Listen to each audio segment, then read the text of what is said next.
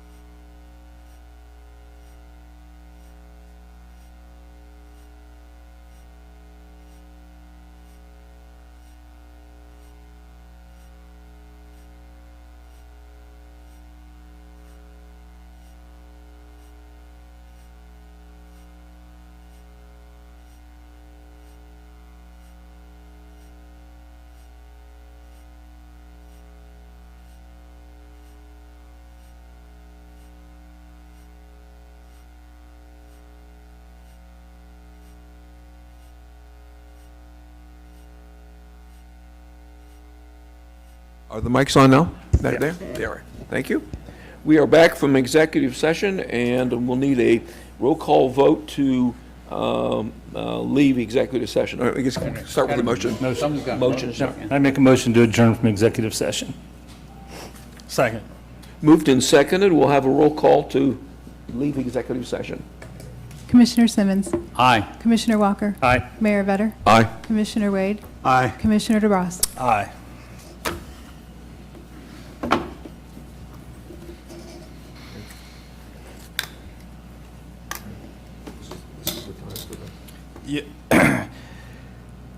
Mr. Mayor, before we make a motion to approve the business agenda, I would like to move to table per Section 106 of our charter dealing with franchise ordinances, which states no ordinance granting, amending, or renewing a franchise shall be adopted by the commission until a public written report containing recommendations thereon shall have been made to the commission by or under the direction of the city manager, until adequate public hearings shall have been held on such ordinance by the commission as a whole or a committee thereof, and until at least 1 week after its publication in final form and the manner required for the publication of other ordinances following their passage. The reason why I cite that section of the charter and asking for a resolution to table ordinance 7-26 is the specific mention of a public hearing. It says until adequate public hearings shall have been held. While we've had 2 readings of this ordinance, I believe, as we can see tonight, the interest that this particular ordinance has generated in the public, that we should have a hearing, my recommendation would be next week, that specifically deals solely with this ordinance. And that way we continue to get the feedback that I know a lot of us are asking for, and clear up any confusion issues that we may have with the ordinance that is in front of us. And then after that hearing, at our next regularly scheduled commission meeting, which would be the 3rd week of August, is when we would have the ability to untable it to do the 3rd reading and a possible vote on said ordinance. So that is my motion. That's your motion. Is there support for that motion? I second it. Moved and seconded that the discussion tonight be tabled about the AES agreement. And so let's take a roll call on Quick discussion on the motion, Mr. Mayor? I'm sorry, please. Can we have a quick discussion on the motion? Yes, we can. Okay.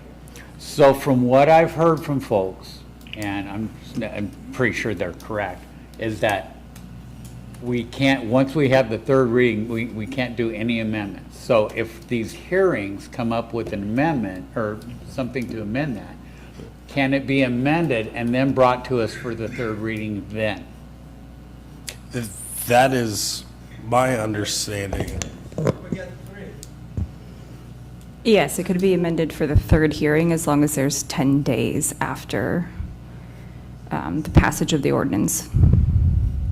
The ordinance just has to be published 10 days for everybody to review in its final form. Okay. Wait, hold on 1 second.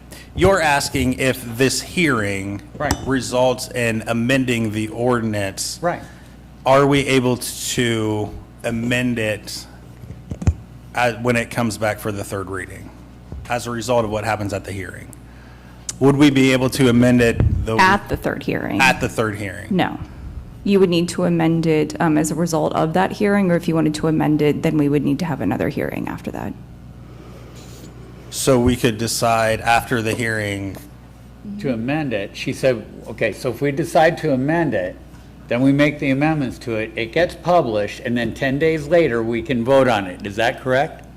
So if the meeting is scheduled, I believe you're scheduling it for next week? The hearing, that would be yes. my recommendation, that we schedule it for next week, if everyone is available for next Tuesday. Will you not get So if you wanted to schedule a public hearing for next week, if as a result of that hearing you wanted any amendments, you would do the amendments, we would notice the packet, and then the ordinance couldn't go into effect until 10 days after that. Once it's approved, yes. So we would have the ability to amend it as a result of the hearing? I would not do it at the third reading, no. It would need another reading. Okay. So we have a motion on the floor to table O-7-26 for tonight, and we also included the scheduling of the meeting for next week to talk about that. Yes, that is my And we have support for that motion. So let's take a roll call on the motion, please. Commissioner Simmons, Aye. Commissioner Walker, Aye. Mayor Vetter, Aye. Commissioner Wade, Aye. Commissioner DeBras. Aye. Thank you. So that O-7-26 is tabled for tonight. Next, we will discuss a motion to approve the business agenda.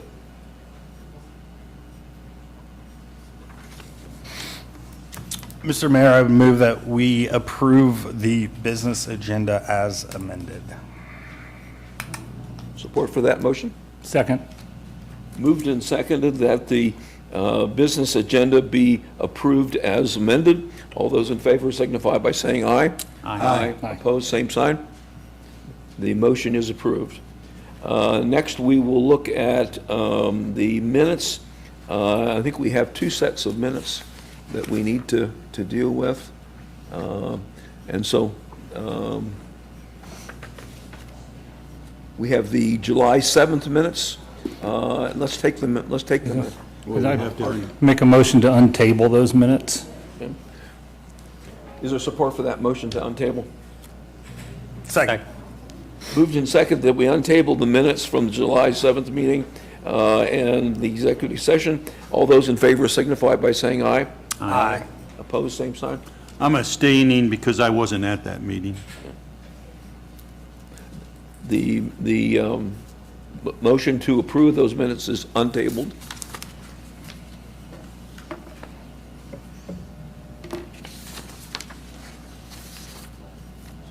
Now, are there any corrections or questions about those minutes?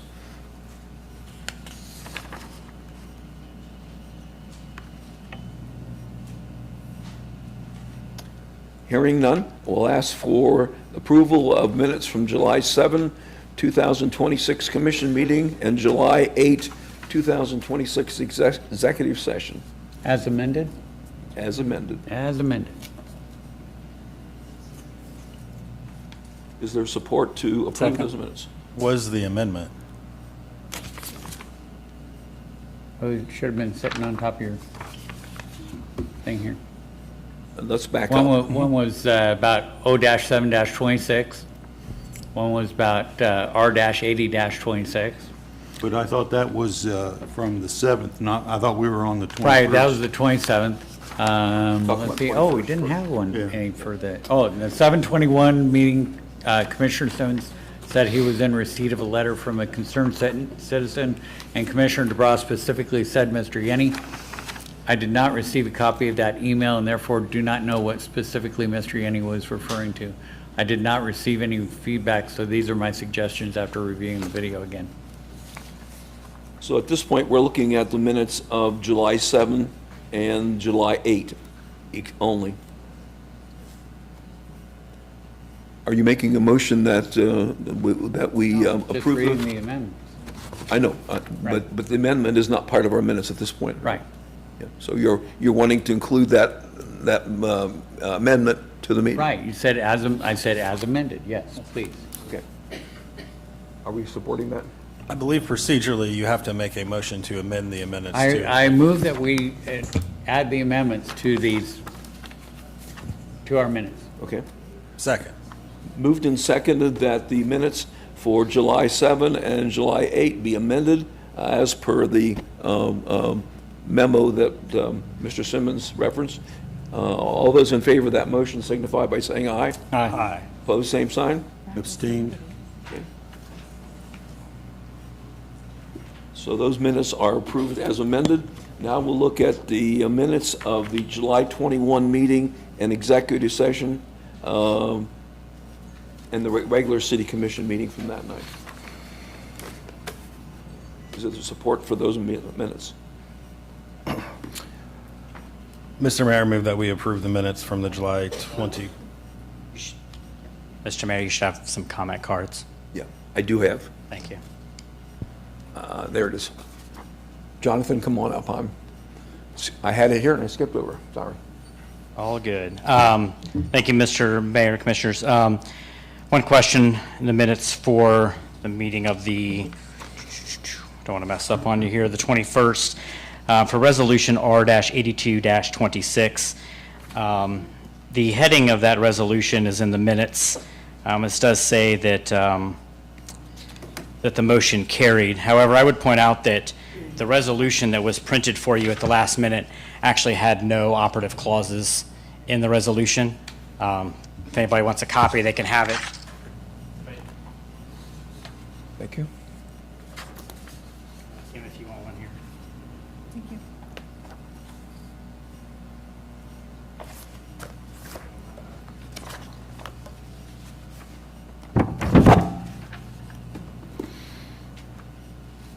So there were only whereas statements, and then where it says may be resolved by the commission, there were actually no sections there.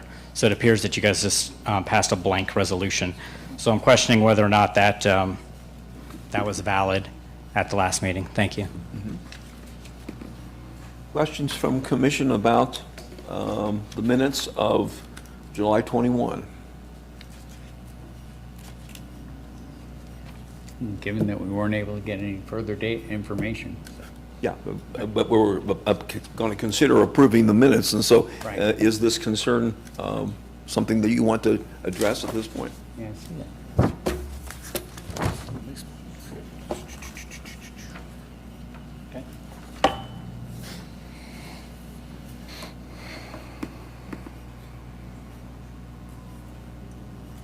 Yeah, offered by none, seconded by none, and a roll call, yeah. Oops. So are you prepared to move ahead with the approval of the minutes, or do you want to? So that's what I mean. I don't mean this, that part's normally there. I'm just saying that where it says now be resolved, and then after that, normally that would be where the text of the resolution is, the operative clauses of the resolution. There were none. You didn't pass anything. The issue at hand is that with that Right, information. but the minutes say that the motion carried, but there was nothing to approve. Like, it was a blank piece of paper that you guys approved.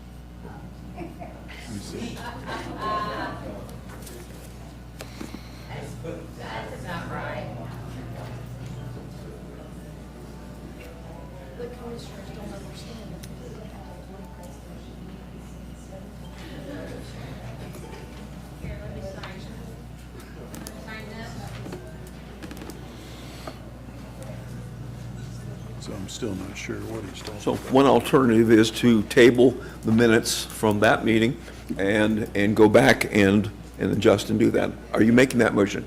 Yes. Yeah, okay. I'll second. Okay, it's been moved and seconded that the minutes of the July 21 meeting be tabled for further review in reference to the comments that were made about it. We have a motion and a second. All those in favor signify by saying aye. Aye. Opposed, same sign. The minutes of July 21 are tabled. Now we're going to move into old business. We have already taken O-7-26 off the agenda for this evening. Now we're going to move into ordinance number O-9-26, a third reading. An ordinance to make appropriations for the city of Piqua, Ohio for the year 2026. Good evening, Commissioners. This is the third reading on this ordinance to make appropriations to the 2026 budget. There have been no changes since the first and second reading of this ordinance. Section 1 of the ordinance is in reference to a structural analysis of the Hance Pavilion.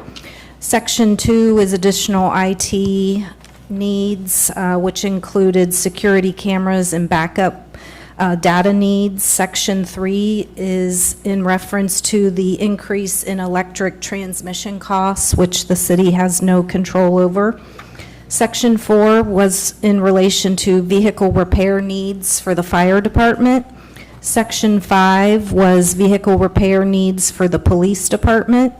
Section 6 was to cover cost projections for the Roosevelt Sanitary Sewer Replacement Project. Section 7 is to cover updated cost projections for the Stormwater Manhole Replacement Project. Section 8 is to cover cost projections and a change to the scope of work for the Washington Road Reconstruction Project.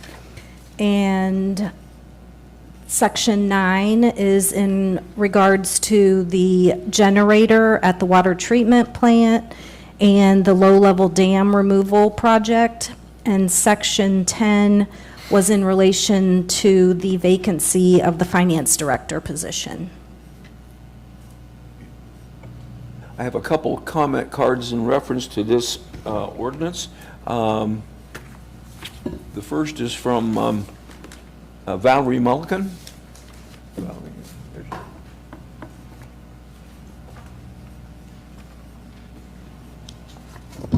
Good evening, Commissioners. I am concerned about this Washington Road project and the changes to the road. And I don't understand why the city of Piqua needs to make appropriations to do the infrastructure work for that, for a project that is being completed by the data center. Also, removing the low dam down by the power plant, is that really necessary right now? Or are those funds that we can hold back for a little while longer? Because I see that we have some other money issues coming ahead of us, and I'm a little concerned about the volume of money being spent, of taxpayer money here in the city of Piqua. And then thirdly, I just want to say that whatever we have to do to save the Hans Pavilion, we need to act on it sooner than later. Thank you. Thank you. I have a comment card in reference to this ordinance from William Wheelock.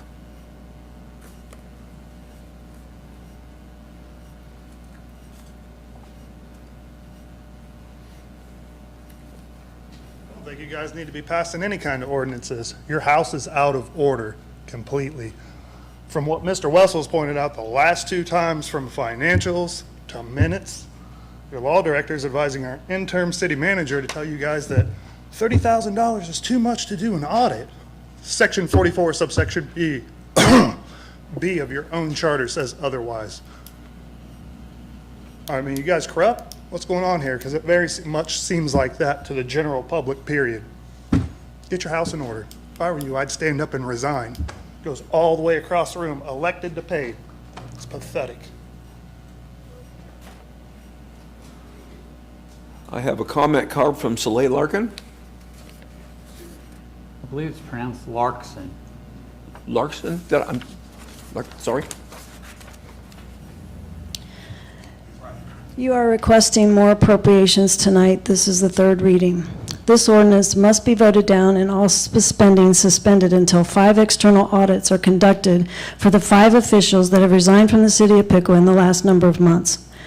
Section 44B of the Charter states, upon the resignation of any officer of the city other than the Director of Finance, the Director of Finance shall cause an audit, an investigation of the accounts of such officer to be made, and shall report to the city manager and the commission.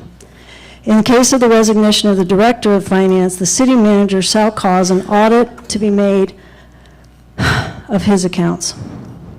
It's been 32 days since Gerald O'Brien's departure as finance director, and no audits have been conducted, despite concerned residents repeatedly sounding the alarm. It's been many months since Paul Obendorfer and Kyle Hinkelman and Janelle, the purchasing manager, departed, and Jerry did not appear to order these audits either before he left. Instead of due process and responsible financial oversight, the people are being lied to, and more obfuscation is occurring. On July 7th, I learned during a records request that the new Springbrook software allowed purchase orders to inappropriately insert electronic signatures as designated city officials. I also learned that there was a new part-time finance director working in the city building, which was never officially announced. These alarming issues were brought to the attention of the city commission meeting that same night. Just before the commission ended the first reading discussion concerning 0926, Paul Simmons asked, how would we as a body go about requesting that audit? Interim city manager Byron interjected and said, the audit is requested by the finance department upon the finance director leaving, so that has been ordered. Please hear me. That has been ordered. And Paul Simmons said, good. But then Byron slips in the following detail. The devil is always in the details. That is part of the resolution for the appropriations to pay for that. This is the comment that ended the presentation of the first reading, the ordinance you are voting on tonight during this third reading. Fast forward to the next City Commission meeting, July 21st, and this was stated on the public record. I would like to point out, we do have an interim city manager, Kayla White. Byron meant to say finance director, but he said city manager interim. Who is the finance manager serving in that role until a permanent finance director can be onboarded, so we have that in place. Interestingly, Byron does not mention Ginger Burke Miller being hired and then leaving the role after 1.5 days, which also triggers the requirement for an additional audit for her, because she was part-time finance director and was the signature that mysteriously appeared on the second PO, and who knows what access she was given or what she instituted in those 2 days. Byron went on to say, in terms of the question about the audits, when a finance director is hired, they will order from an outside auditing firm to do the audit back to when Jerry left, so the audit will be completed once the finance director is hired. To do it now, you would then have to do another one. If you do one now for the interim, you'd have to do one when you hired the director, and at $20,000 or $30,000 a piece. Or you can wait until you hire a finance director and then just audit all the books back to the finance director. That's the reason it can't be done immediately. Are you kidding me? We're spending millions and millions of dollars. Are you kidding me?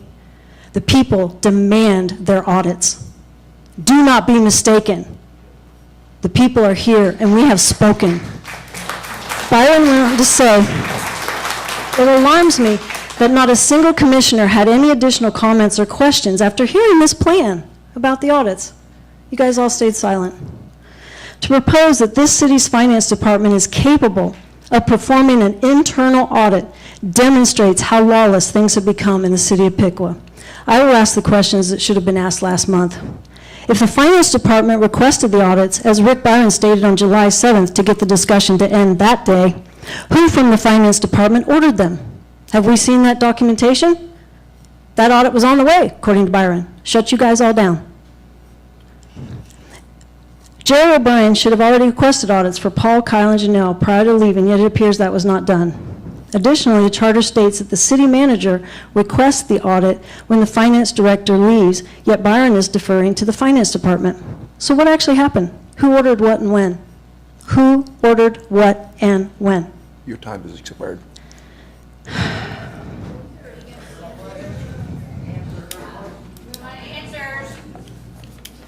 Thank you for your comment.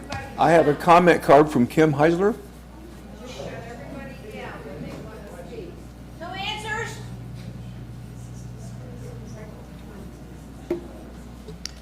Hello, Commissioners. I got multiple questions here, and everything these guys are saying, I back it up 100%. From the start of this meeting, there is like a lack of education. Who's on first? What's on second? You guys don't know what's going on. It would be ideal if you guys would just like shut the city down, get some education, get the audits, and then get back on board knowing what it is that you need to know. It's very clear you guys don't know what's going on. We've been running amok now for 2.5 years. I've been showing up consistently. We've been pointing stuff out. Everybody that's spoken tonight has been pointing stuff out all the time. We're hand-feeding you stuff to fix. Yes, it's not getting fixed at all. So I think you guys need to halt, regather, get some education so you know what powers you guys actually have up there. Maybe get your own lawyer. That would be good for you guys so that you can help, because these guys are for the city. You need someone that's for the people, who is who you guys are should be answering to. So I want to reiterate again that the appropriations, we have 4 key people out. We shouldn't be spending money. We don't even have, we have an interim city manager. We've got an interim finance person. We've got 3 key people out. We need to stop and take a look at what's right instead of going fast forward, spending all kinds of money. You guys need to actually be looking at these contracts and questioning them. And we should be hearing a debate.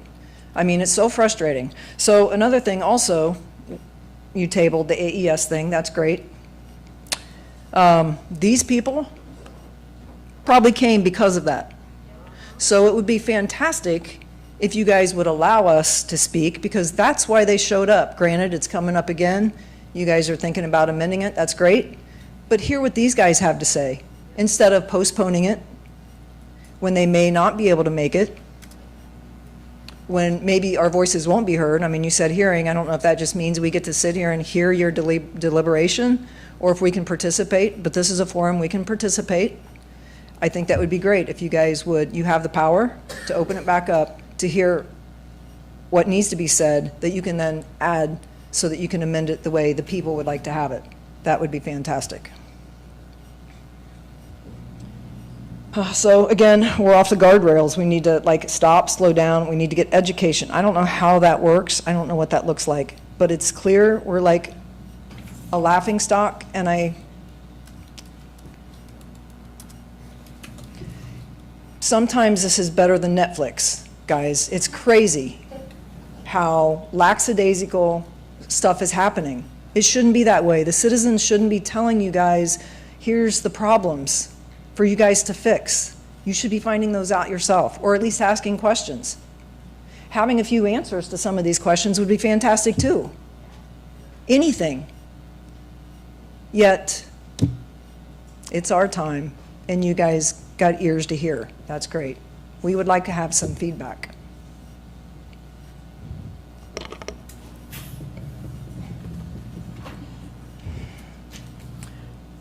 I would also like to mention in the appropriations, we need to do whatever we can to save the Hans Pavilion. Like Val said, whatever it takes. That is like one of the stepping stones that made Piqua a great place. And it's a great community place. We have Lock 9, but Hans Pavilion is something families can go to. There's shade, there's no alcohol, or not the bars around and stuff. So it's a great avenue as well. I think we need to spend some money on that too. But pausing the appropriations, I think, would be great until we can get everything in line and back in order. Thank you, guys. Thank you. I have a comment card from Steve Yanni.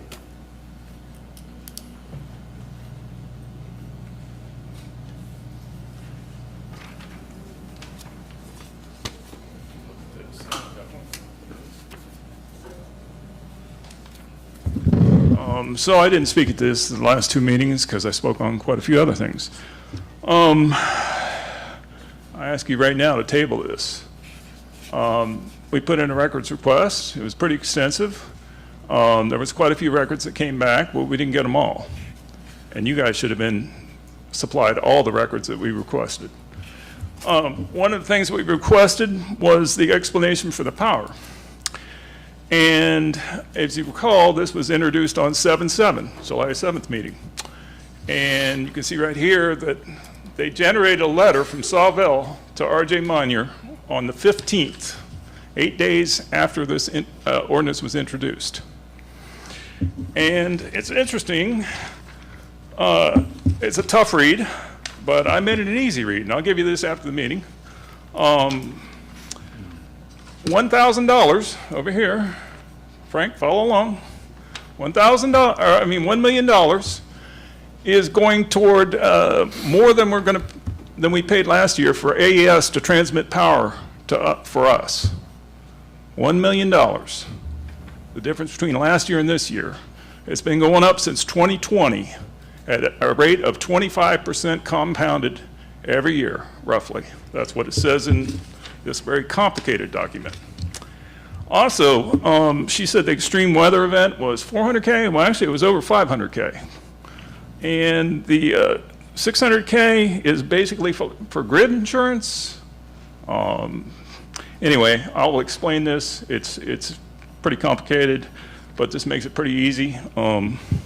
Ancillary charges, grid backup, and safety charges, that was 600K.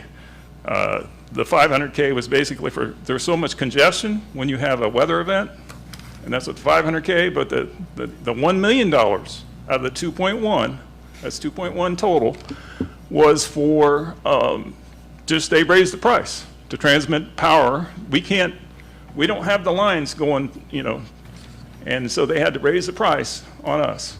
And they've been doing this every year since 2020 at a very steep rate. And I guess you tabled the other ordinance, which is good because I didn't make it here and I'm not feeling well tonight either. And like I said, on the appropriations, there's just a whole lot more to look at. This is your third supplemental appropriation this year. And this one's $4.85 million off the top of my head. I don't have my notes. That's a huge chunk. You've already had two pretty significant ones. So I don't know why you didn't ask any questions, the first and second reading. I mean, you guys are allowed to ask questions, and you'll get answers. But nobody asked any questions. None of you. It's just amazing. So I had to do your homework for you again. I will tell you, this definitely changes the equation back on the, the ordinance you just tabled, knowing that they've been gouging us, right? And we're supposed to give them a free franchise, and they've been gouging us? I mean, there's a brochure going around. I made that up to get people to come to the meeting. They've been handing it out. Maybe you ought to take a look at it. It's got the little graph right on there, and you can see exactly how bad it's been. Thank you. Thank you.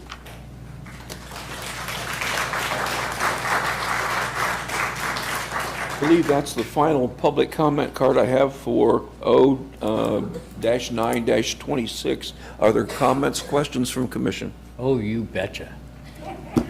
So there's a few things I have that are just making the hairs on my arm stand on end over this. And one of them, Mr. Yenny just brought up. We have this transmission fee coming in from AES. We just tabled something where we're going to give them a franchise. Well, tell you what, let's go back to the negotiating table. You guys want your franchise? No more transmission fees. Save these guys some money on their utility bills. Okay, there's one. Number two. Oh, trust me, I ain't done yet. There's the thing for the finance. So we had someone come in, I guess, for a day and a half and all that, but now we've got an audit going on. But apparently the finance department is doing an audit of the finance department. And I'm sorry, I don't have enough hair on my head to keep from scratching. You will never, in this form, get me to vote yes on this thing. Done. Okay. Other questions or comments? Yeah, I do. So Amy, can you tell me about the Washington Road construction? Is that part of the data center, or is that not going to be covered by the data center amount? Yes, that project will be entirely reimbursed by the project. Okay. But we have to spend this money before we get it back? Correct. It will be through the escrow account process. Okay. And then the financial director and that audit, that's going on, right? Yes. And that's going to be an outside source, not an internal source? No, it's internal. That was part of the procedures that you were emailed here that was last week, I believe. All right, please. where in the email, the interim finance director, Kayla White, she she was in contact with a CPA firm, and she can tell you what firm it is. I can't. I don't, she gave it to me, but she was in contact with them, and through best practices in other communities, procedures on special audits dealing with this exact situation, she wrote the procedures that each of you received a copy of, and knows what we intend to follow. So yes, the audits have been ordered, and they will be internal. They're no longer employees, so you're not auditing yourself, you're auditing specifically their actions, and that's what it's about. So if there's anything else that, Kayla, you feel you need to speak to, you can. Otherwise, the procedures are in place, and they've been ordered, and they're in process. Is that going to be on all the officers, or is that just going to be on the finance? It'd be on all the officers that resigned recently. Okay. And then, and to their point, once a permanent city manager is hired and a permanent finance director's in place, then there will be an audit of us as in the interim roles, so. Okay, and then my last question, I'm just throwing it up, I don't know who can answer it, but the hearing that we'll have next week, the people can come to that, they can say during that, their say. Am I correct, or am I? Yeah, that was my intent on holding that hearing, doing it outside of a regular commission meeting, where the meeting will solely focus on that issue. I would also encourage anyone who showed up tonight to speak on this to, when we get to the general public comment, that you are more than welcome to address it then, and we will keep plugging away. Other questions or comments? Is Kayla here? Kayla? She over around? Oh, there you are. So in your email, you had mentioned that you spoke to an accounting firm? Yes. What that's accounting correct. firm was that? Julian and Groom provides advisory services to the city Okay. and other municipalities in Ohio. All right. And the other communities that you mentioned? Yeah, I don't know all of their clientele, but they do have a standard procedure at the end of our consulting meetings. They'll often ask us questions like, hey, best practices, this is what our other clients have going on right now, like how do you handle that? And so I took advantage of that service, and I was like, hey, can you actually go ahead and ask like your other municipalities that you guys provide services to when they have someone leave, what their process is, or if they have any requirements within their charter, and how they would fulfill those requirements. Can you highlight those, what your plan is, just an overview of it for everybody? I'm sorry, what's that? Can you just do an overview of what your procedure you're gonna follow through for everybody? Yeah, the procedure is actually a 4-page procedure then outlining everything that would be followed. And you do have a copy of that. Can you highlight some of the things? Throughout the procedure? Yes, please. So we aligned it with the requirements of the charter. So I don't have it in front of me right now. Actually, I do. So you have the purpose of that procedure, and then you have the authority of it, and that is where it's going to outline, so the Director of Finance to cause an audit and investigate the accounts of the city officers. Unless it is the finance director, then that is when the city manager would appoint who would do the audit for the finance director. Some of the procedures, the audit procedures that would be done, verifying that expenditures that the audited position had direct control over were properly authorized and supported according to city policies and procedures, examining payments made directly to the officer when appropriate, or payments to vendors or entities associated with the officer, reviewing any purchase card and credit card transactions, verifying payroll, compensation, any final leave payouts, and then investigating any unusual, unsupported, or unauthorized transactions, and obviously if there was anything found, the city manager and commissioners would be made aware immediately. Thank you. Other questions or comments? Yeah. RJ, would you mind addressing this memo from Swavell and Associates?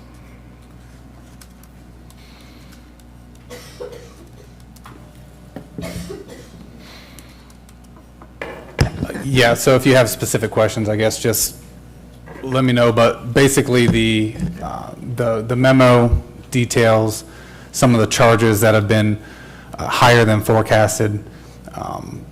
These are charges that come through our AMP, American Municipal Power Bill, for things related to transmission cost, capacity charges. The winter storm in January caused some PJM ancillary charges to be much higher than expected. That those things get passed through to all PJM customers. Similarly to the AES transmission rates, everyone in the AES transmission zone pays those rates, and one of the issues with the AES transmission rate is that comes out towards the end of the year, shortly after our budgeting process is done. So it's difficult to get into the budget. That's a part of the reason for these appropriations. Do you have any other specific questions on what's in the memo? No, I mean, until 5 minutes ago, this was the first time I had seen the memo, so I don't have specific questions other than what is it? Yeah, so basically what this is it's the power cost line item in our budget. 100% of that's the largest line item in our budget. It all comes through our AMP bill every month, and it's based on things that we just mentioned: AES transmission charges, PJM, their reliability pricing model, and these are charges that can fluctuate based on events that happen in the PJM territory. The specific one being in January, Winter Storm Fern, I believe, caused ancillary charges to be much higher, along with some of the other things that we mentioned, including the increase in AES transmission rates. Okay. Other questions? Hearing none, we'll call for the question. Is there support to approve the third reading of ordinance number O-9-26? I move to approve the ordinance O-9-26. Support for the motion? Second. Moved and seconded that ordinance number O-9-26 receive its third reading and approval. Let's have a roll call, please. Commissioner Simmons? Nay. Commissioner Walker? Aye. Mayor Vetter? Aye. Commissioner Wade? Aye. Commissioner DeBras? Aye.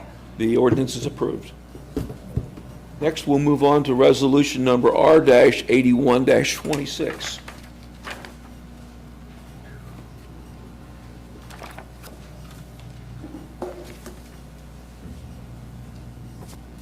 A resolution authorizing the city manager to modify an existing agreement with Bricker Graydon for economic development legal services. Mr. Mayor, I move that we untable resolution number R-81-26. Is there support for the motion to untable this resolution? Second. Moved and seconded that resolution number R-81-26 be untabled. Let's take a roll call, please. Commissioner Simmons? Aye. Commissioner Walker? Aye. Mayor Vetter? Aye. Commissioner Wade? Aye. Commissioner DeBras? Aye. Now we'll consider the resolution. Thank you, Mayor. Commissioners, this item, as previously noted, pertains to need to increase the purchase order to allow for the amount necessary to cover the final legal expenses associated with the subject Bricker Graydon engagement, which pertains to the data center project. The power budget will support the funding necessary to increase, for the increase, and upon the issuance of the final payment to the vendor, the city will receive reimbursement per the terms of the power agreement with the data center company. This will result in the power fund being fully reimbursed and the net total expenses to the city related to the Bricker Graydon engagement being $0. As has previously been discussed, this is a time and expenses type of engagement with a anticipated scope of services related to a project that is very dynamic. And so to try to forecast amounts into the future as it relates to what the total PO would need to be is very difficult. Each time we have approached the PO authorization amount, we would bring the appropriate request to the City Commission for the increase necessary, and we did so in a very conservative manner as it relates to the amount asked for. Alternatively, the only other approach might have been to ask for a much larger amount, but that would have been very difficult, not knowing what the forecasted total would be because it's not a predictable amount. And so that would have been, in my view, very difficult to justify. So the incremental approach is how we've gotten here. Each time it was with the appropriate level of care and caution to make sure that we weren't asking for more than what we thought would be reasonable to get to the next milestone in the engagement process. However, I will tell you the fluid nature of the discussions and the dynamic nature of that scope as conversations would peak made it very difficult to forecast or predict what an invoice would look like from one month to the next. We would have a month where it would be less than $1,000 and a month where it would be upwards of $40,000. So those invoices coming 30 days in arrears, and sometimes time entry is not occurring until 3 months after the service was provided, made for a wide fluctuation in the invoices. All that said, again, the effort was always there to bring the increase or the request for the increases in as timely a manner as possible. And as has been illustrated by the public and through our conversations, there has been an instance or more than one instance on this project where the expenses incurred have exceeded the authorization amount, but in each case, the request to increase the PO was brought to you as soon as possible. And in each case, the vendor was aware of the PO authorization amount limit, and never was there a payment made that exceeded the PO authorization amount limit without there being authorization to increase the PO amount. That is the most in-depth explanation that I can provide. As I've mentioned before, this is a very unique engagement. And there have been instances in the past, I will tell you, not necessarily on anything related to this project or this vendor, but where public works projects are working to be buttoned up, and the amount authorized is the goal, and they're trying to stay within that limit. However, if as they're trying to finish up the paving or the pipe installation or whatever it may be, the work doesn't stop, and when the final project is complete, it may have exceeded that limit. And in those cases, those PO items have been brought back to the City Commission to request the increase to the PO to be able to pay those outstanding bills. This is part of doing business. We have controls there, but I think we can tighten up some controls and hopefully do a better job with this in the future. I have several public comment cards in reference to this resolution. The first is from William Wheelock.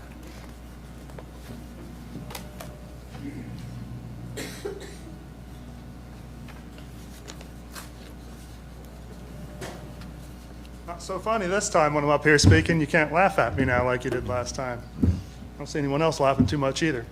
You guys keep paying Bricker Graydon from, is there an hourly cap on there? So many hours that they're allowed to do all this?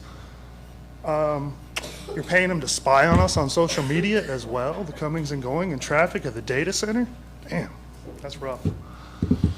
Just makes me wonder what you guys are really doing up here. You're elected officials. He's the only one talking to the people, period. You tried to table the earlier resolution because 3 of you were up for recall. It's not going to save you. We know what you are. We know what you're about.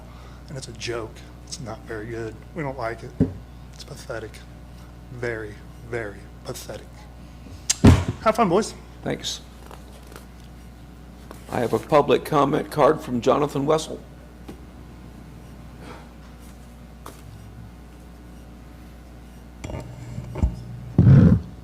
Good evening, Mayor, Commission. I do appreciate the candor tonight from Chris. I can definitely understand how we ended up in the situation that we ended up with. But I do want to point out that when this started, and we talked about it at the last meeting, you guys were brought a resolution last May, and the resolution was your authorization for the city manager to enter into the agreement with Bricker Graydon. And so when you read that resolution, it's talking about the future, right? You are authorizing him to do it and a day after that you authorized it. The city manager had already signed that agreement 9 months prior to that. And that authorization was for an amount to not exceed $140,000. And what was never said when that happened was, oh, and by the way, we already spent $76,000, right? So I kind of liken this to, if somebody, I want to go down the scenario here, right? I think Chris explained it. Sometimes things happen, and I get that. But for this case, it happened in May, it happened again in November, and it's happening now. We haven't paid a bill to Bricker Graydon since January. So I do understand that we can go over, oh crap, we've got an invoice, we've got to up this PO, but that should have come to you guys in February or March and not in July. So I would ask that in your private conversations with the city staff that you guys talk to them about what controls are in place to prevent this again. This is one instance that we're aware of, but typically where there's one, there's more. Thank you. Thank you. I have a public comment card from Valerie Mulligan.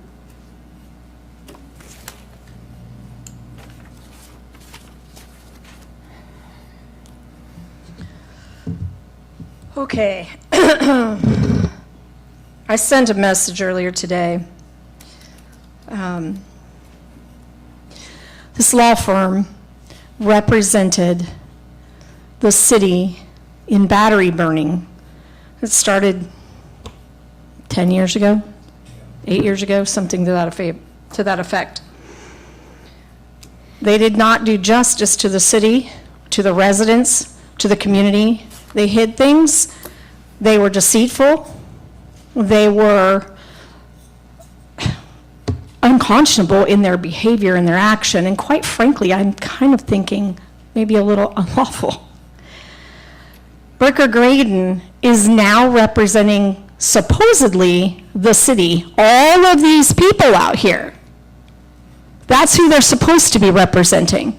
And yet, we watched Caleb Bell, the attorney for Bricker Graydon in November, stand at this podium, posture himself and make a smart remark about it only being $1 billion deal, and we could go on ahead and we could move the data center to another community. You guys, when you die, you can't take the money with you, right? You can't. It doesn't go to heaven with you, and it doesn't buy you a way to heaven. It can buy you a way to hell, though. And that is the truth. And I think everybody will agree with that.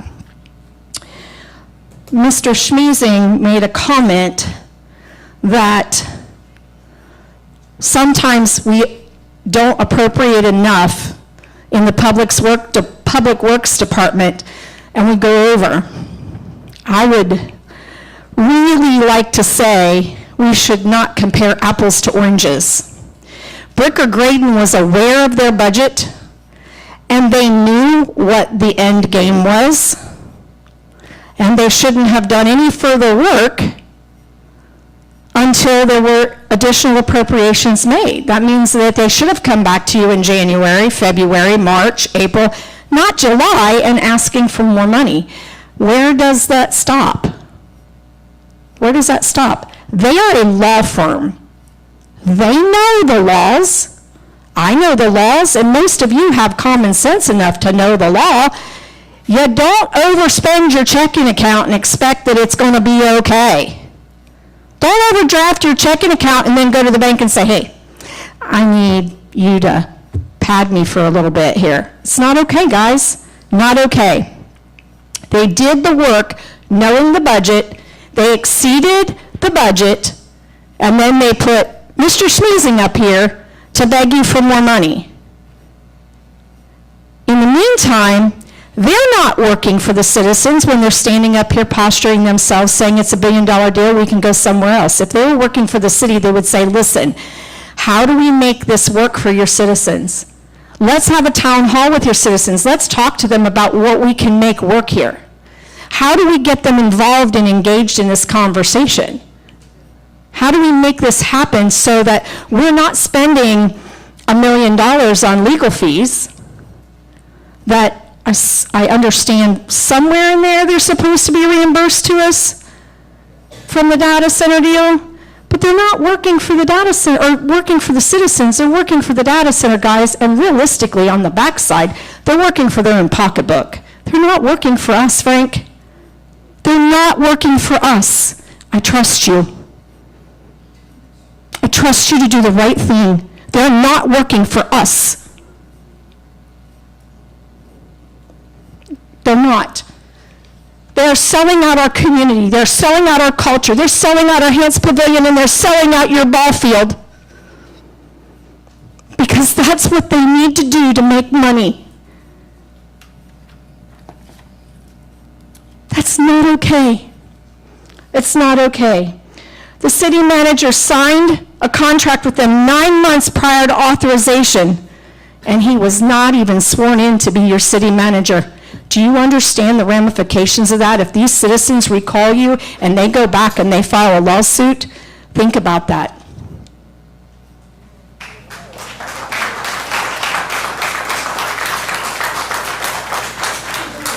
I have a comment card from Kim Heisler.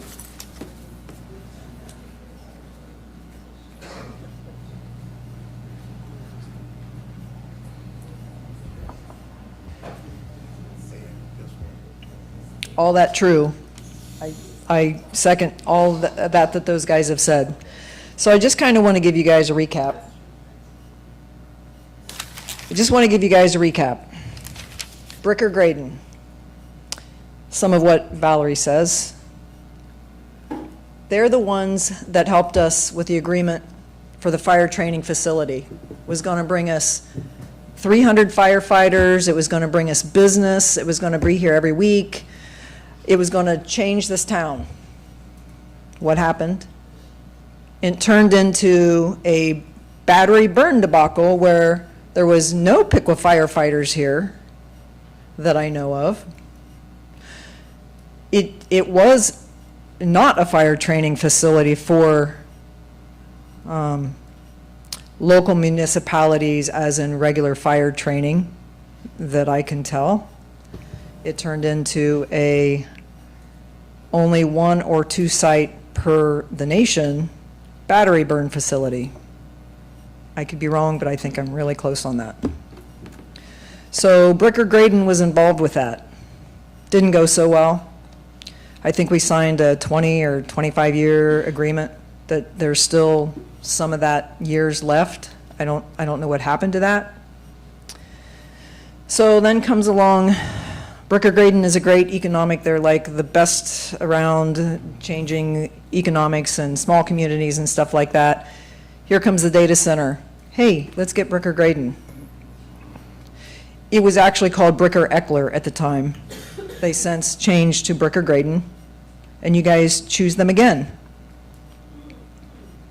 I don't know why we choose them again. To me, it seems a conflict of interest. Yet, they're working with all these bigger companies trying to grow, right? So now it becomes a 30-year data center debacle, which I don't think, I've been getting signatures, guys, for the petitions for the state ban and also the local ban. I don't even think I can count on 2 fingers how many people said that is a fantastic idea. I've gotten hundreds of signatures, if not thousands. I don't know where you guys think the data center is a great idea. It's not. Okay, so here comes the AES deal that we tabled that I wish you still would allow tonight these folks to speak because they set time aside to be able to do that. I think you guys need to allow these guys to speak and not necessarily wait till non-agenda public comment, because that was going to be the first on the thing. But here comes the AES agreement. Guess what? We got Bricker Graydon again working this deal for us. Which one of these, okay, so this is 40 years now.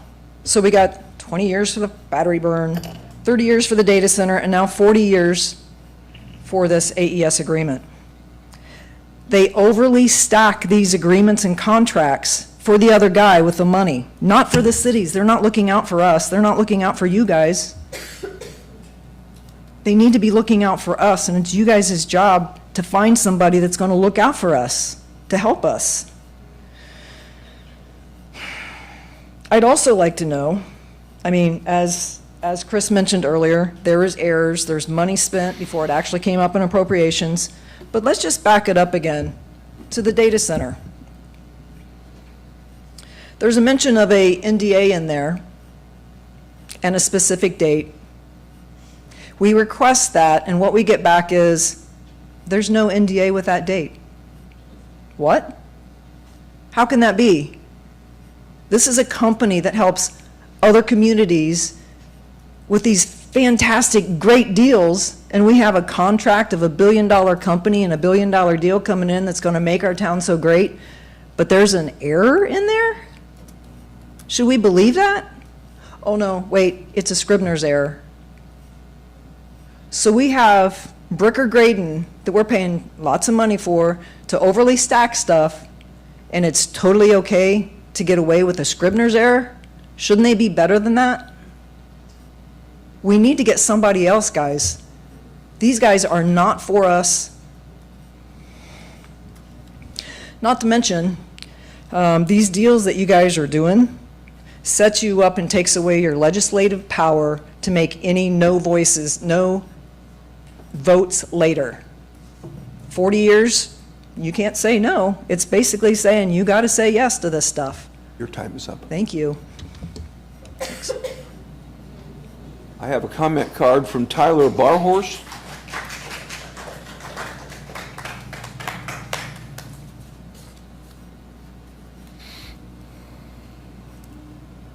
Howdy, y'all. I'm Tyler Barhorse. I know Mr. Jim from the YMCA. We're building supervisors together.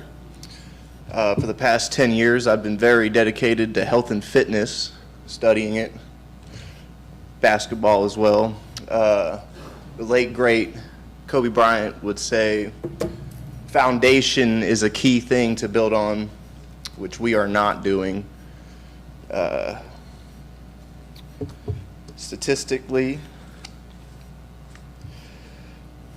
we now know the mother company behind this is Meta, and that is Facebook, ultimately, social media. We're putting $1 billion infrastructure in for social media.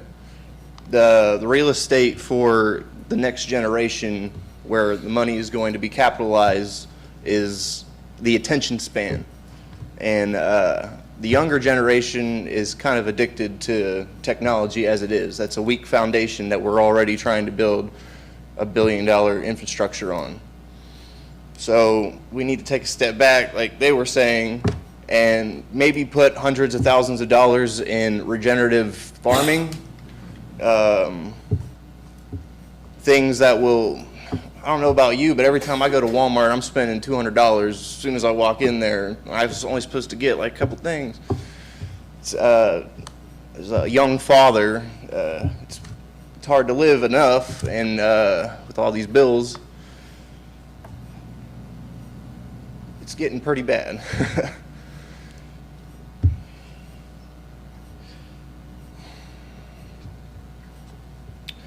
Foundationally, we need different things to do. I'm not very much into politics, but I know a lot about health and fitness. Most of the youth are depressed, suicidal. 40% of suicidal kids in America are even more depressed when they're not on the social media, which means there's an addiction to it. And we're going to give $1 billion infrastructure to increase that is head scratching, not logical.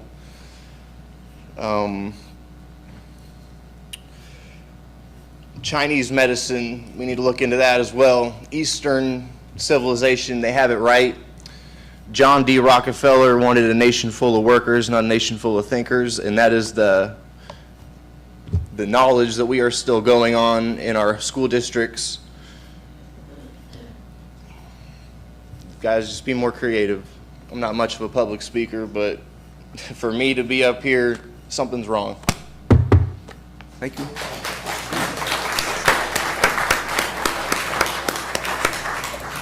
I have a comment card from Richard Price.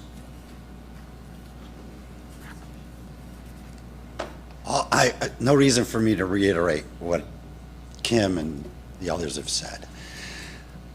But what I don't understand is you hire this Bricker Graydon. It's your attorney supposed to represent the city. And in 1905 is when this city made the decision to have their own electric company. And then in the 20s, it was coal, it was steam, it was the nuke in the 60s. And the city of Piqua has always maintained their own power company. Now, your attorney, who's supposed to be representing everybody in this room, comes to you. So this has been going on 120 years. They come to you and they go, give it away. Give it away. The forefathers that started this city and built what was here, that evidently, a lot of it went away, had a plan with that. And your own advisor that you're paying is telling you, just give it away. Just take nothing. I just don't, does anyone here have any business acumen? Or, I'm not going to fault any of you. It's like, I'm just a humble guy with a business degree. I just sit there and I go, my job, my whole life, working for myself, was to make money.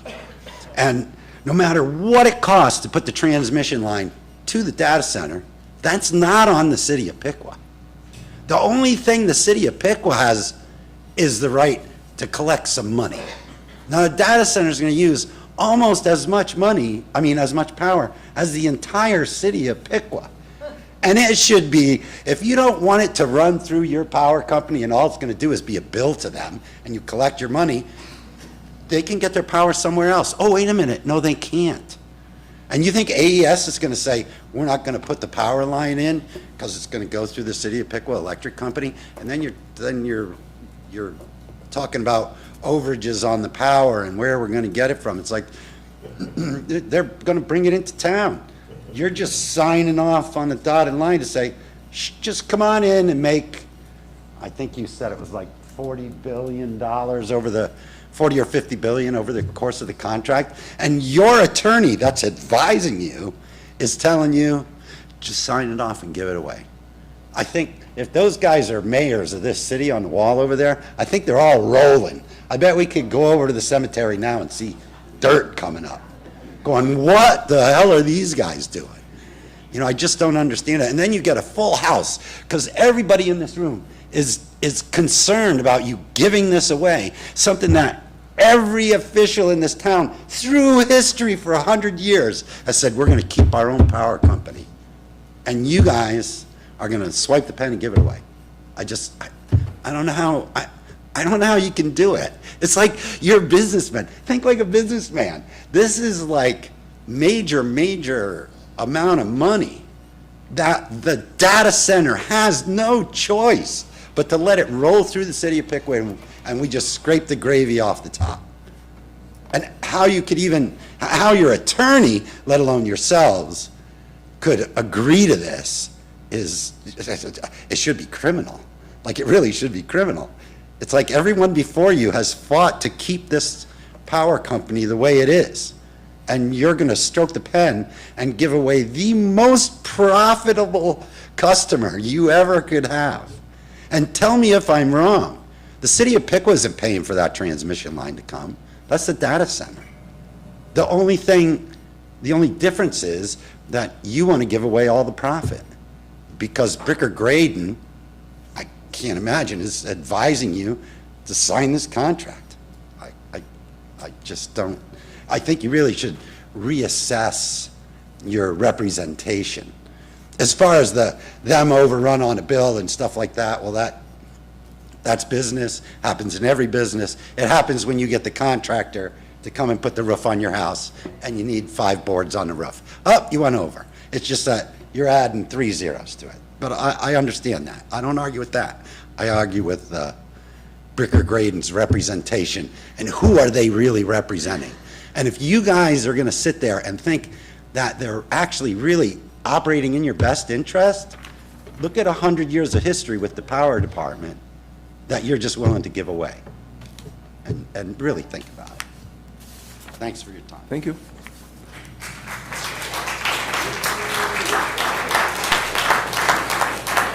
I have a comment card from Steve Yenny.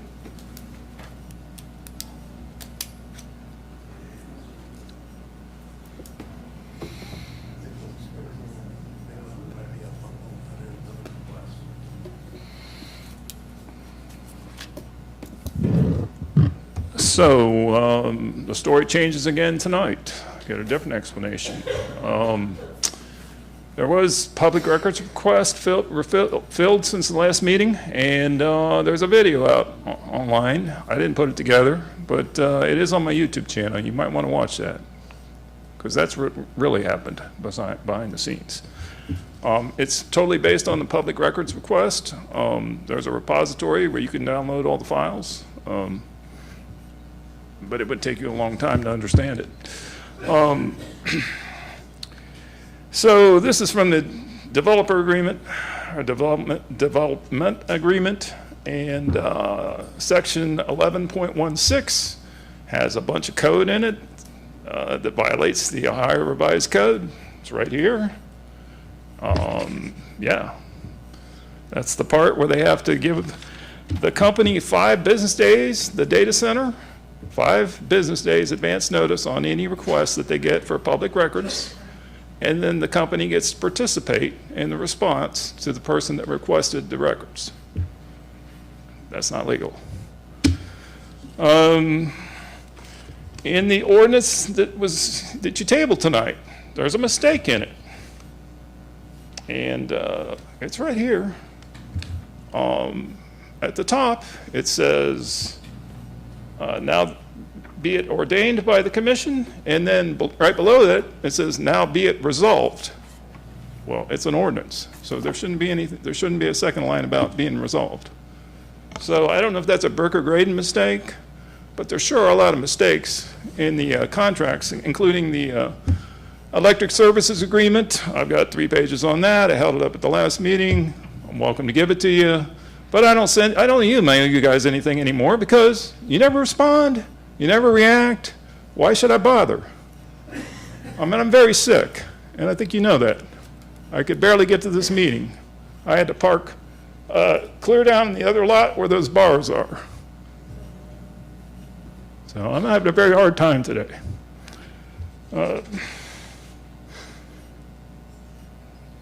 And I think I saw something that said that Bricker-Graydon it was also representing Piqua Land Company. You might want to look into that, because I've got an image of it. And it was an agreement that the city acknowledges that they're also going to be representing Piqua Land Company, which, as you know, procured the land for the data center. So that seems like a huge conflict of interest. But the city went ahead and said yes, apparently. Now, I've only seen a small screenshot. I need to find the rest of the document, but somebody just sent it to me. I'm not really sure. So I won't comment on that any further. But yeah, there's definitely problems in the work. Like I said, go find that video. I'll send you the link. You should table this again, or just vote it down and start over and get Bricker-Graydon back in here. The guy, Matthew Pritchard, who stood up, none of you asked any questions except Rick Walker when he was walking away, and he asked about negotiations on a franchise fee, and the answer was crap. Go back and listen to it. It was crap. He didn't say anything meaningful. He kind of, oh, RJ Monier, blah, blah, blah. It's ridiculous. You guys need to go back and watch the meetings, really, because I don't think you're paying attention when you're here. Seriously. Have a comment card. I have a comment card from Aiden Spencer.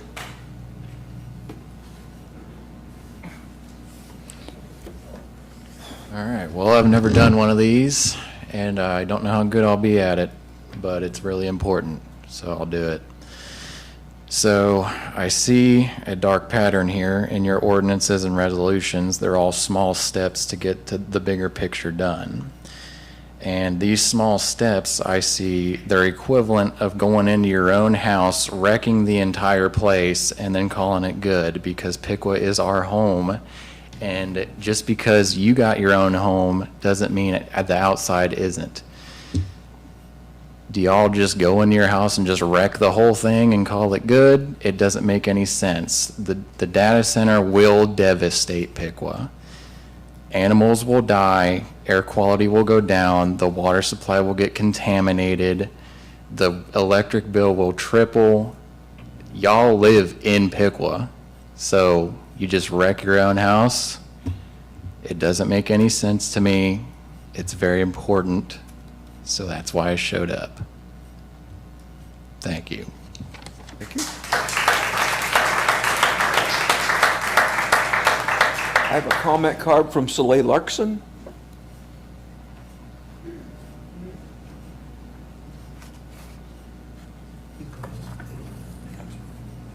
So if there were actually auditable internal controls in place, this whole Bricker-Graydon fiasco would not have occurred.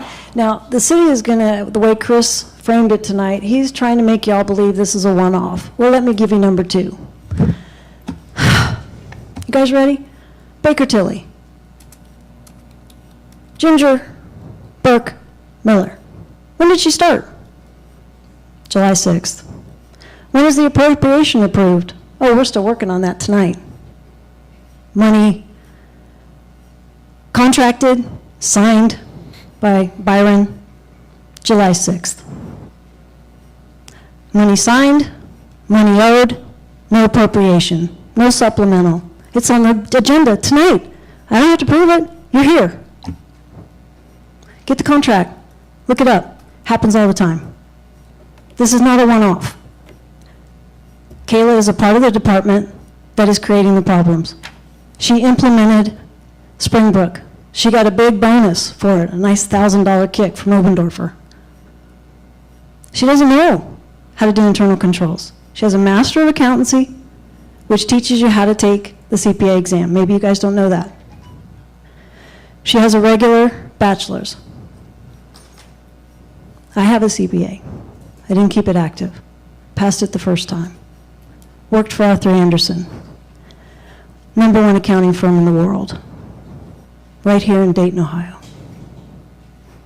First day on the job as an intern, I was like, oh my freaking God. I don't know a thing. And I just got done through years of school in accounting in one of the best colleges for business in Ohio. And I don't know a thing. But after years in public accounting and internal audit, I can smell a rat from a mile away. And when I see that Kayla was passed by for Ginger Burke Miller, who you should see that resume, I've read it. It's glowing. She's a heavy hitter. A heavy hitter. She's a senior manager with an international firm named Baker Tilly. And she quits after a day and a half during the PO debacle. I'm hoping that she quit because she knew she was working illegally in Piqua. I am hoping that she had the character to discover that the appropriations had not been approved and she was working illegally. And that's all I'm going to say.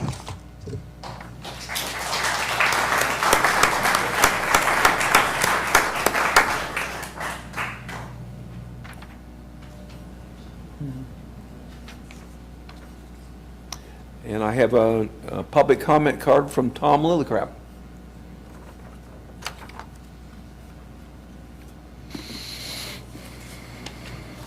Well, I got to be honest, I'm back there and about bit my tongue in half because I'm getting to the point.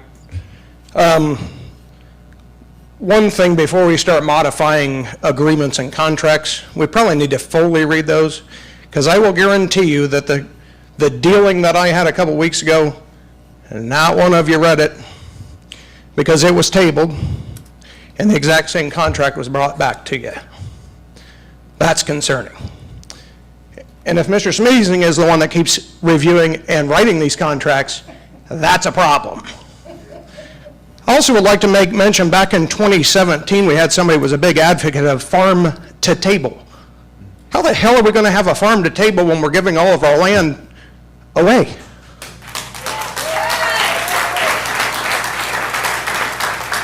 That makes no sense. And I think Chris probably knows who I'm referring to with that. That is very, very concerning. The plaza thing, you can't even manage it. You don't even know how to do figures on it. How in the hell are we going to do $1 billion deal?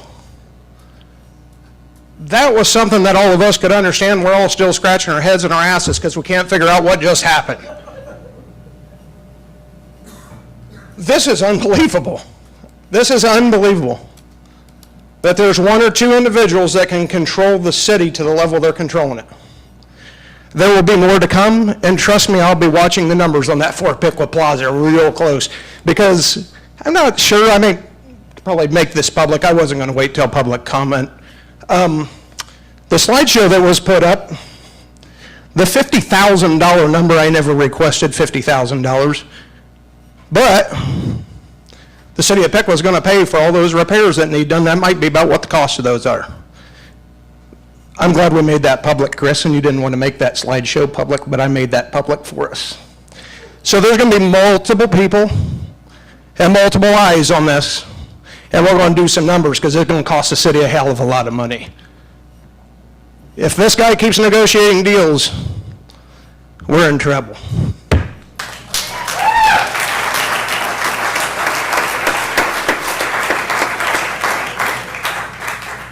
That was my final comment card in reference to resolution number R-81-26. We'll have questions from commission. Oh, yes, sir. So just shy of 2 weeks ago, I sat up here, and there was a gentleman out there that was representing Bricker Graydon. And I basically talked directly to him, and I said, were it in my power to do so, singularly as a commissioner, I would fire you. And, you know, in the last 2 weeks, I've been thinking, you know, what would it be, how could we do this if anyone was actually in the city was willing to do it? How much do we owe you to get you out of our hair? What's your go-away price? And yet tonight, I've had a couple of people come up here and say that the city manager, not you, Mr. Oberdorfer, signed a contract 9 months before we approved it. And that's not a little thing. That's not like, oh, you didn't get sworn in for 4 years. That's a big ticket item. But it takes, Mom and Dad always used to say this, it takes two to tango. Y'all remember? Okay. So if he signed that agreement, someone had to be on the other side of the table giving him an agreement and knowing that we didn't approve it. Gee, maybe they might have been possibly involved. I don't know. Not making any accusations. I'm just going with what's been presented to me. And I'm wondering if maybe instead of giving them more money and making them go away, if we could just say, hey, tell you what, go away. You know, someone else came to me today and pointed out about basically social media being spied on of our citizens, okay? So the data center is coming for a social media company, okay? The attorney is being paid to spy on social media of our citizens. What about this is even remotely possibly ethical? John. Question for commission. Yes. Chris, based upon all this stuff that I just looked through, that you gave me, Bricker Graydon, right now, all these bills that I have here only has to do with the data center, correct? I mean, they've done other things for the city, correct? That is correct. But right now, all these bills are only dealing with the data center. That is correct. They're for time and expenses incurred specific to the data center And project. what you're asking us to do is to pay off what we owe them, is that correct? Am We're I asking correct for in the that? PO to be increased to an amount that will cover expenses incurred and expenses remaining to finish the project. Is there, Quiet, please. but is there an ending point? Do we have an ending point that we can say that we're a month, 2 months away from finalizing these deals? The day the contract was signed by someone that didn't have the. Quiet, please. This is not your turn. This is not your turn. Chris, can you answer that? Yes, we do. That's in part why you're getting the item when you've received it, because we've asked the legal firm to give us a good, accurate representation of what it will take to finish the project. So the number that we have presented to you covers the expenses owed and the remaining work that will be done. We were at that point in the process where contracts were being, or agreements were being finalized, and the documents were being prepared. So we are close enough to the end of the engagement that we're able to put a number to it that we're confident will be sufficient to complete the work necessary. Okay, so hopefully this will be my last question as soon as I can make sure I'm going to ask it right. Well, let me do one other thing. So in going through all this, I know there was a penalty if we didn't pay something on time. So have we paid any penalties to this No. date? Okay. So, and then the other factor, Bricker Graydon is negotiating for us, but they don't have the final word. They bring it back to the city, am I correct in that? That's correct. And then either you or at one time, the city manager was approving what they brought to us? The city team was led by the city manager and included directors, myself, the community services director, power, utilities, law, all involved in the discussions with the final decision-making resting with the city manager. So now it's just down to you, though, because some of those people aren't here anymore. I was Correct. there, others were there, but those folks are no longer here. Yeah, okay.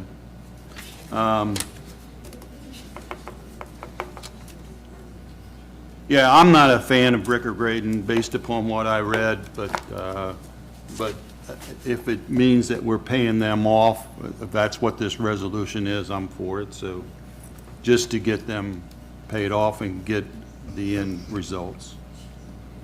Other questions from commission? Yeah, go ahead. Chief Byron, when he's done.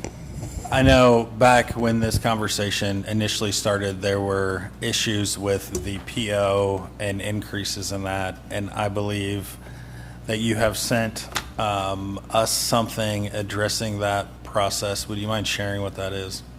Yeah, so, the communications I had with you guys, the commissioners, was certainly that the Bricker Graydon purchase order certainly highlighted the need to strengthen that process.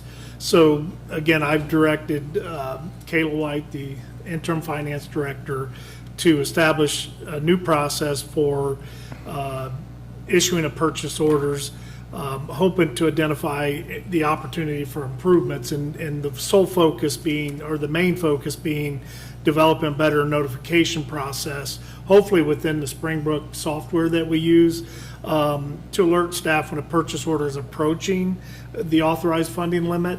And so that would help ensure that when additional funding is needed, that the request can be brought before the commission in a timely manner before they're incurred, above and beyond the original approval that we received. So she's working on that now. Okay. And then back to the whole PO issue. Can either one of you explain to me how this resolution is any different than the resolution that was unanimously approved at our last meeting regarding the purchase order to Flatlands Resources?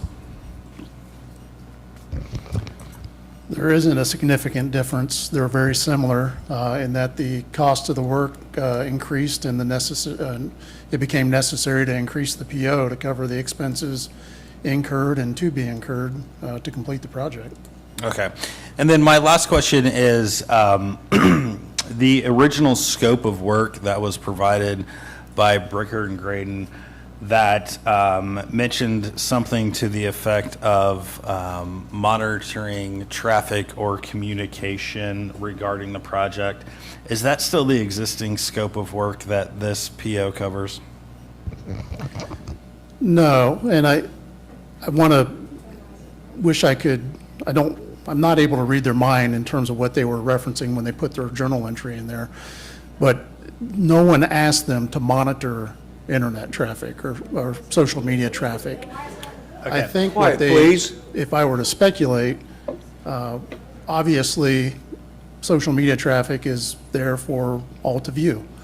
And so if there was a comment that was raised that presented a concern that we felt like warranted some legal counsel or advice, we may have asked them about it, but I don't really remember specifically. With that being said, while I'm more than willing to support this resolution, I would ask that it be amended to make sure that that phrase, that line regarding monitoring, and I don't have it in front of me, I don't know what the exact phrase was, to be stricken from the scope of work moving forward for any of our engagements with them. So you're making that in the form of a motion? Yes, sir. Is there support for that motion? I'll second that motion, but I have other questions also. Okay, well, let's deal with that first. Okay. We have a motion to strike that language A from second. future contracts if they're considered. And we have a motion and a second to amend the resolution with that language. All those in favor signify by saying aye. Aye. Opposed, same sign. So that amendment is approved. Now, Commissioner Walker. I have a question. With the public hearing next week, if there are changes to be made in the requested in that contract, this franchise agreement, will this fee go up? Or can we find another person to do those negotiations at that point? I understand we owe Bricker Graydon the money. I am in agreement that I think it's time to look for a different firm, just because of there seems to be a lot of conflicts. It's a big firm. We've got family that are in big firms and lawyers. We understand that one department's doing this, one department's doing that, but the perception is not good. So I'm throwing that out as, I don't want to come back after that meeting and there's a list of what we want to see changed, and all of a sudden, now we have to do this all over again. So that's my question. Other comments from commissioners? Happy to respond. Yeah. Yes, the Bricker Graydon has already been advised when we asked them to give us what projection for the final number would look like, that is it. There's no further increase to the PO, and even that number is dependent upon there being time and expenses incurred that necessitate the additional billings that would expend those dollars. If there are changes made and there's additional work required, then there would be additional services necessary, so we would have to seek out some other representation if necessary to do that with outside counsel. But this still doesn't cover, you're done today. No. We're effectively there. The only I don't thing care left about is- effectively there. I want them done, like, here's your check, there's the door.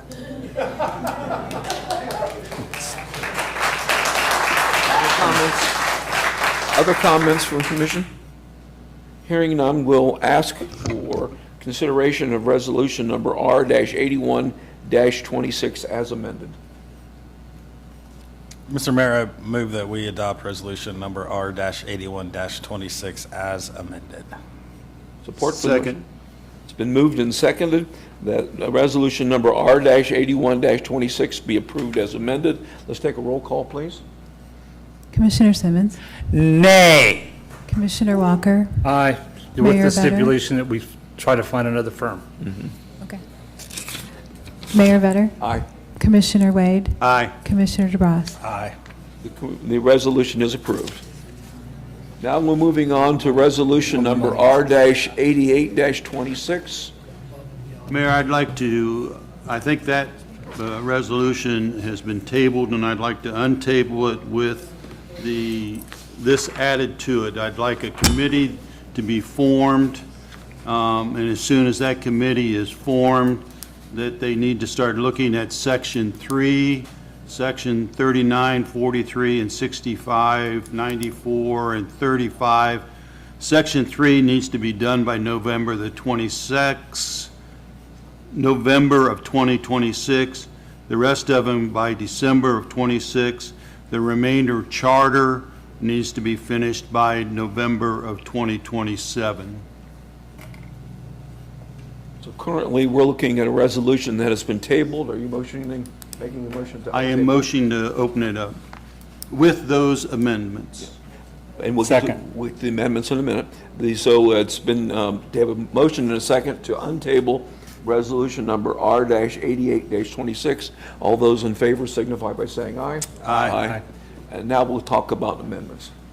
Pursuant to Section 135 of the Charter, a resolution to initiate the Charter Review Committee. Let me see here.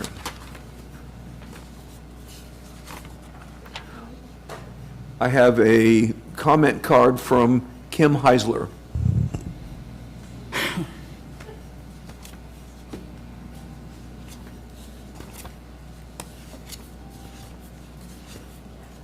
It's been so long, I kind of forgot what I was going to say on this. The charter review, how many people do we have on it currently? And I think we had talked about this before, but how long do they meet? I think they need to be meeting a lot more regular than 10 years. I think that's kind of crazy, because, if you want to get minutes from 10 years ago, it might be already, document requests might have already been RC3 or something, too. I wanted to see how many people. The more people on it, the better ideas we're going to have, and the better. We need to do like a total rehaul to get things fixed in our charter. Currently, the way it's happening, in the past, it seems like if the city breaks its own charter, it doesn't matter because there's no penalties. We need to change stuff like that. That needs to happen so that we can have a better foundation. So I'm not exactly sure how many is on the charter now. And if it's the same people that was on last time, I'm not so sure they're for the people, because one of the things that they did pass was that, and actually it's the citizens, because it was out actually on a ballot, which I kind of find hard to believe. But it actually made it so that the city manager could approve contracts, and you guys didn't even have to look at them. It just said, oh, here's the contract, do you guys approve or not? And you guys didn't even get to see what it was.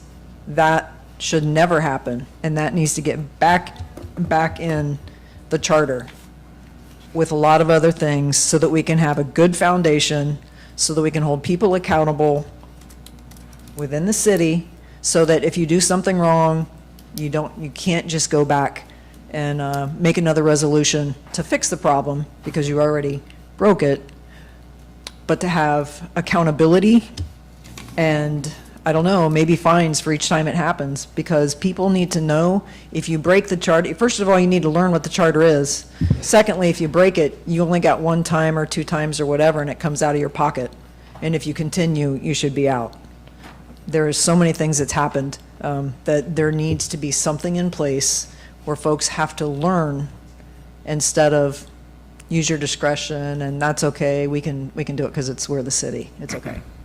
But then, city manager can not have an oath of office for 4 years and have a misdemeanor for every day he's not here, and yet he fulfilled another 2 years and has gone now to another city, still making, I don't know, 100,000 on 3 main groups. That's going to be changing that city probably just as much as he changed this one.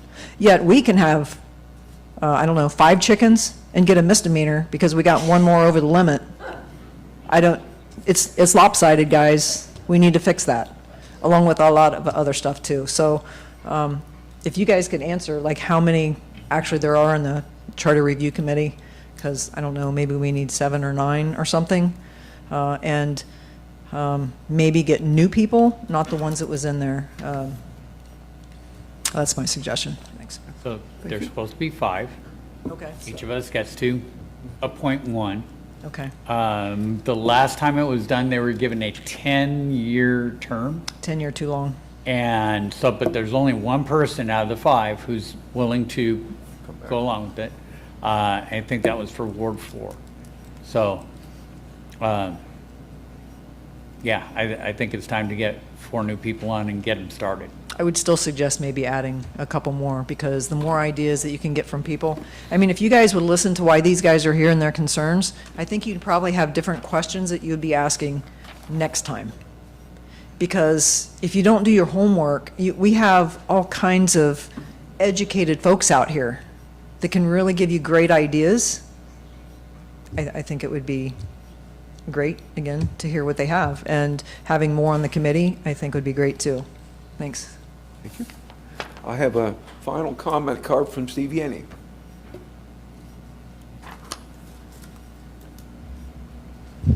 Yeah, so I spoke out on this at the last meeting, and you tabled it, which was good, but you bring it back, and on Friday,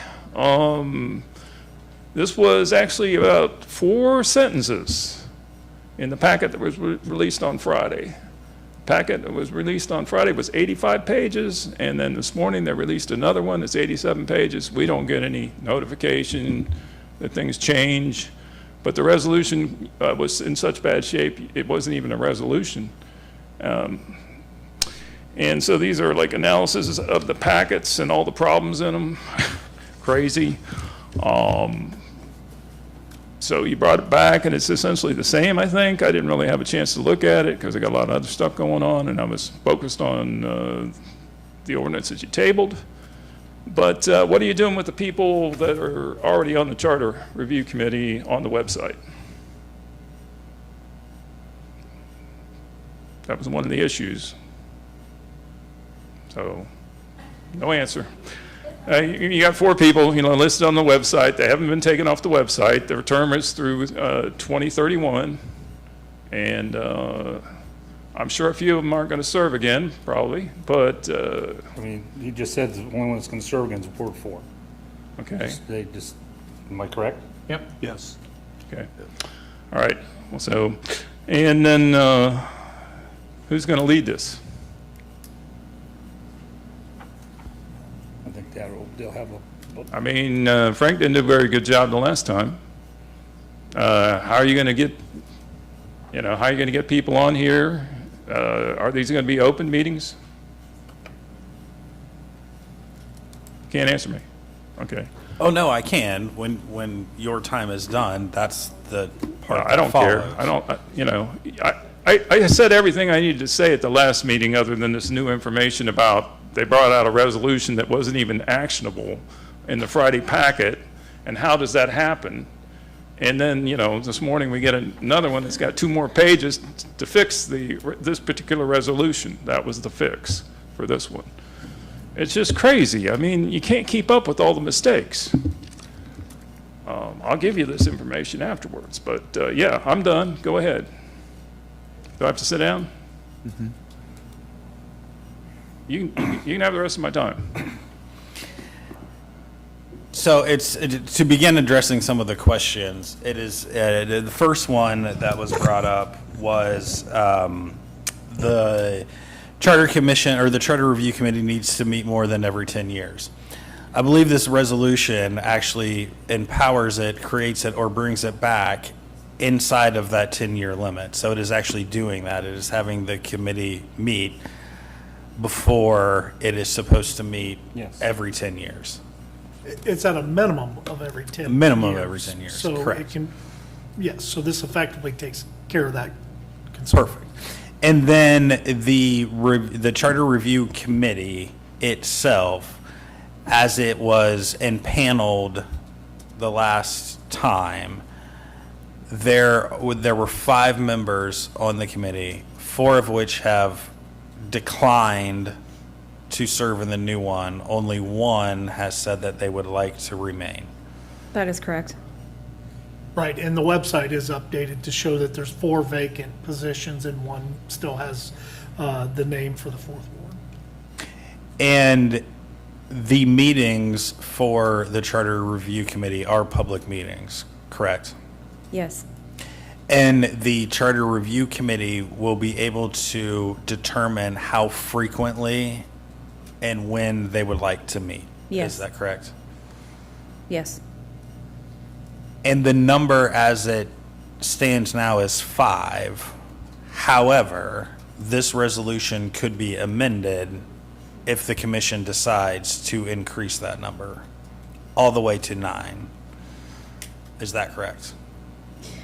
This resolution doesn't name the individuals of the committee. The committee can be formed from anywhere from 5 to 9 members. So if we wanted it to be more than 5, that amendment would need to be offered tonight to this resolution. It doesn't need to be. It could be offered at the next, whenever it is that all of you make your suggestions. I believe that 3 of you have indicated who you would like your pick to be.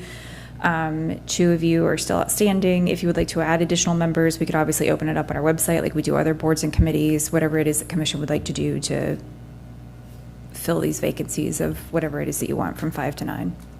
And then who will be, I'm assuming that the Charter Review Committee, there will be some city staff component to this committee, or that they will, that we will provide some sort of staff to this committee, that we won't just send them off on their own to do this. Is that correct? The law director has always served as the liaison to the committee.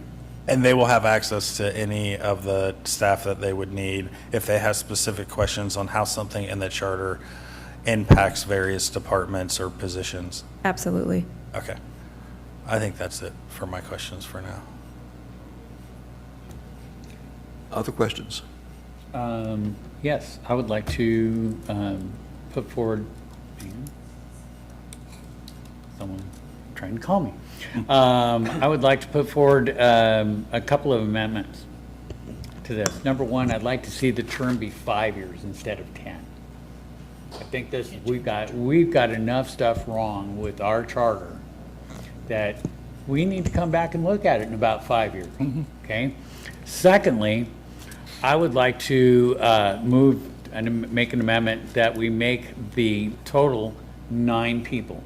Each of us appoints 1 person, or in case of Ward 4, we've got one, and their term expires in 2031, which makes the 5-year mark.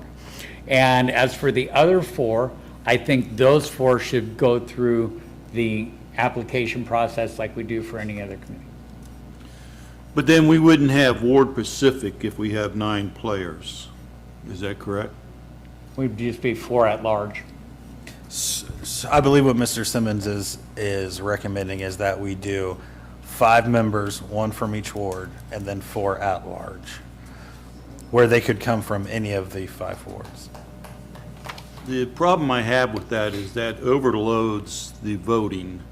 Well, I guess they're not really voting on anything we would bring. Okay, I don't have a problem with it then.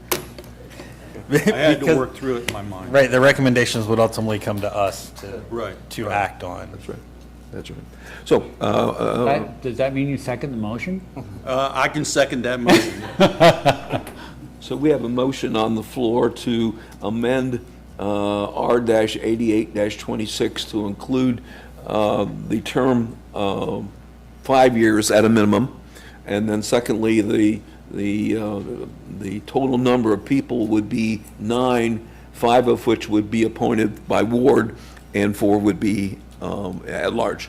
Commissioners- I would like to see Ward 4 have an opportunity to appoint one, even though he has one carrying over, and then do 3 at large this time, and then as it cycles through the next cycle, then do the 5 and 4. That works. That I way, like that. that way he gets a chance to put the person that. So I'm confused at this point about when you want the 9-member or the 4 at large to kick in. We'd start the application process immediately. Pick them within the next, say, 2 weeks.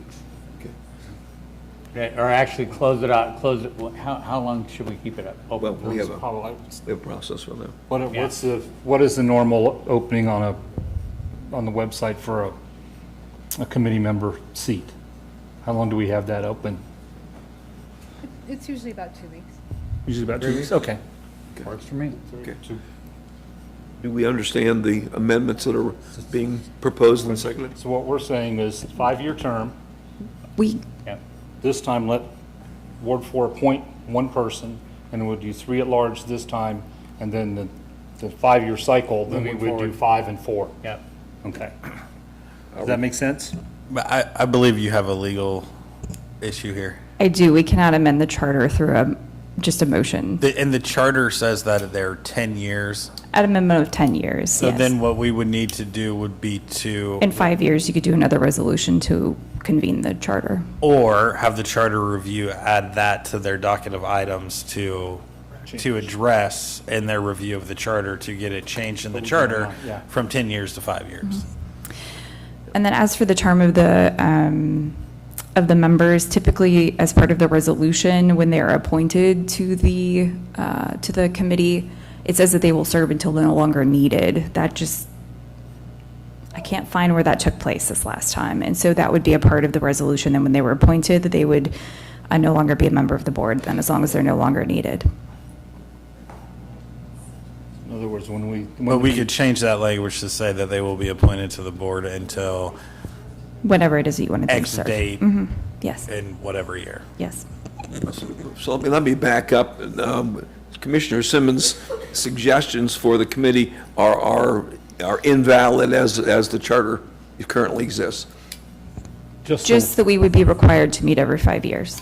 Just the 5 years. Yes. And that's the one thing that we could modify tonight in this amended resolution. What you could, I believe that you wanted to increase the number to 9. That's fine. That's not specified in this resolution. Okay. Just typically, the only thing that we put in here is that each commissioner selects a representative from their ward. There needs to be a representative from each ward on this committee.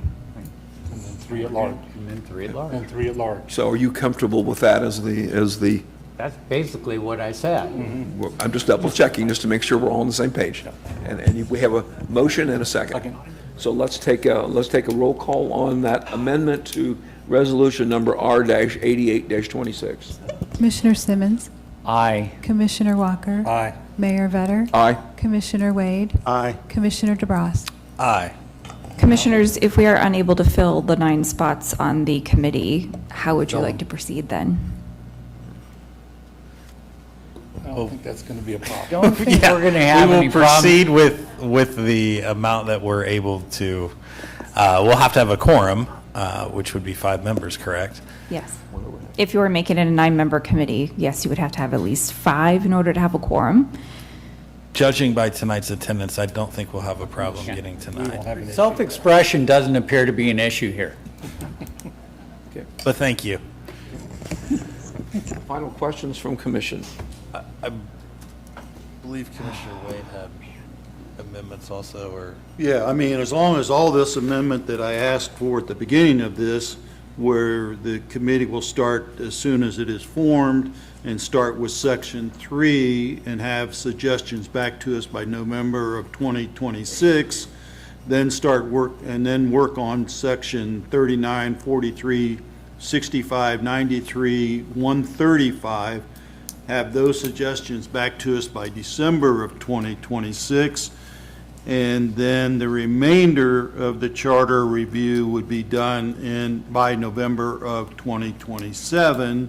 And then we've added the total number of people to be 9 on the review, if I'm correct in what I wrote down here. We've already done that part. Okay, so yes, I'm good. Okay, so your suggestions will be suggestions to the committee, and do you feel they need to be added to the? They don't have resolution? to be added onto this? Suggestions? It's just a suggestion on my part? Yeah. Or you can offer it to add those to this resolution. I mean, Suggested guideline times, that's, some of those deadlines might be, with the holidays, kind of tight, but there has to be some kind of a timeline given. I may have a question that'll help answer this, if you'll bear with me here for a minute. Once the committee, the Charter Review Committee, we appoint our members and the committee is formed, are we able to then, while they're going to do their own review of the charter, are we able to request that they review certain sections or certain proposed amendments? Yes, Section 1 of this resolution specifically touches on that. It says charter requirements as requested by commission, and then those that the committee feels are appropriate. So we could put Commissioner Wade's suggestions, recommendations in that Section 1. Section 1. And then anything else that any of us have. I know when we headed down this path, I would like the committee to review Mr. Wessel's proposed amendments also. Yes. And that could be in there as well. Yes. Perfect. So we don't need to amend this any further. We've already done it once. Okay. Thank you. Hearing no other comments, are we ready to call for? I'm the- good, yeah. Okay. I mean, that's not the way it was explained to me originally, so, but I'm good. Very good. We'll ask for a motion to approve the resolution number R-88-26 as amended. Mr. Mayor, I move that we adopt resolution R-88-26 as amended. Second. Moved and seconded. Let's call for a roll call, please. Commissioner Simmons, Aye. Commissioner Walker, Aye. Mayor Vetter, Aye. Commissioner Wade, Aye. Commissioner DeBras. Aye. That concludes, that resolution is approved as amended, and now we'll move to new business. Commissioners, I did want to ask a clarification question. When it comes to the charter amendments suggested by Jonathan Wessel, do you want those to be attachments to this resolution? Probably. I would like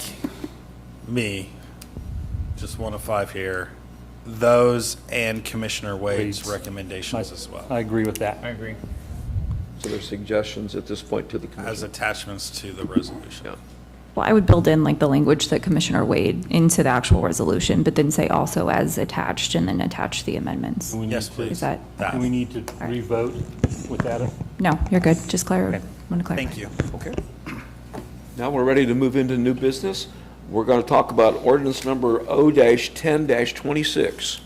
An ordinance authorizing the issuance of not to exceed the sum of $2,830,000 of notes in anticipation of the issuance of bonds for the purpose of paying the costs of construction, acquisition, and equipping of park improvements, facilities, and appurtenances relating thereto, refunding outstanding notes previously issued in the anticipation of such bonds, and paying the related costs of issuance thereof. Good evening, Mayor and Commissioners. Kayla White, Interim Finance Director. This ordinance is rolling the notes for an original loan that was taken in 2023. You'll continue to see this ordinance each year until the bonds are either paid off completely or debt is issued. It is a recommendation to continue to roll these each year. They do mature annually, and to continue to roll them and borrow internally.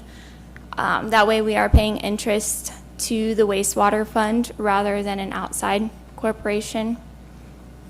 And as you can see, the loan was initially for $5.8 million in 2023, and we have paid that down to $2.83 million. Thank you. I have a comment card from Kim Heisler.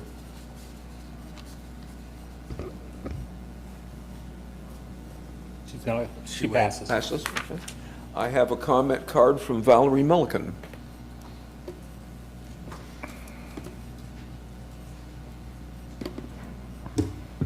Getting stiff sitting here, sorry.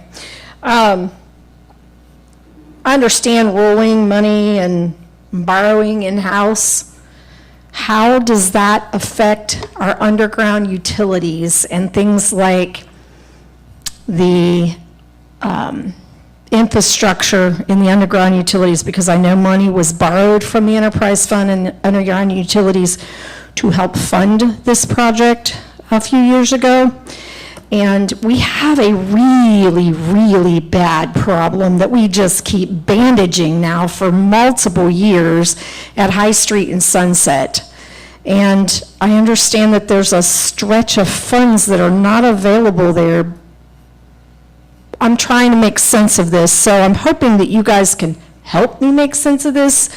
Our utility people, are they here tonight? Can they tell me if we've got the money to fix the underground plumbing, the sewer and the water mains on High Street and Sunset? Because this is ridiculous. Like literally, High Street was just closed off in the summer for a water main break, for crying out loud. Normally it's in the winter. This is not okay, and we're supposed to have been started this year.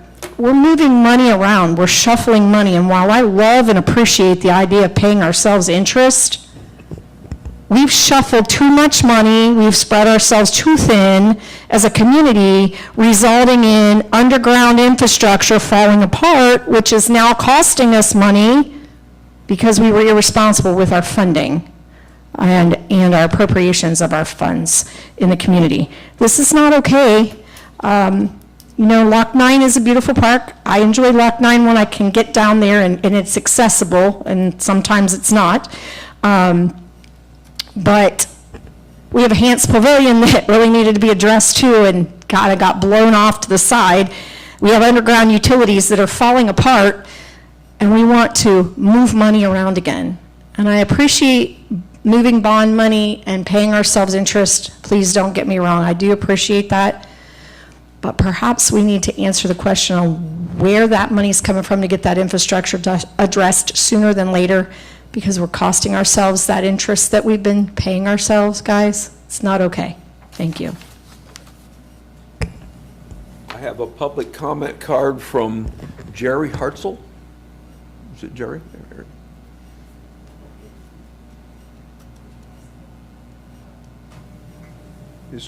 Did I say that right? Jerrie, Jerry?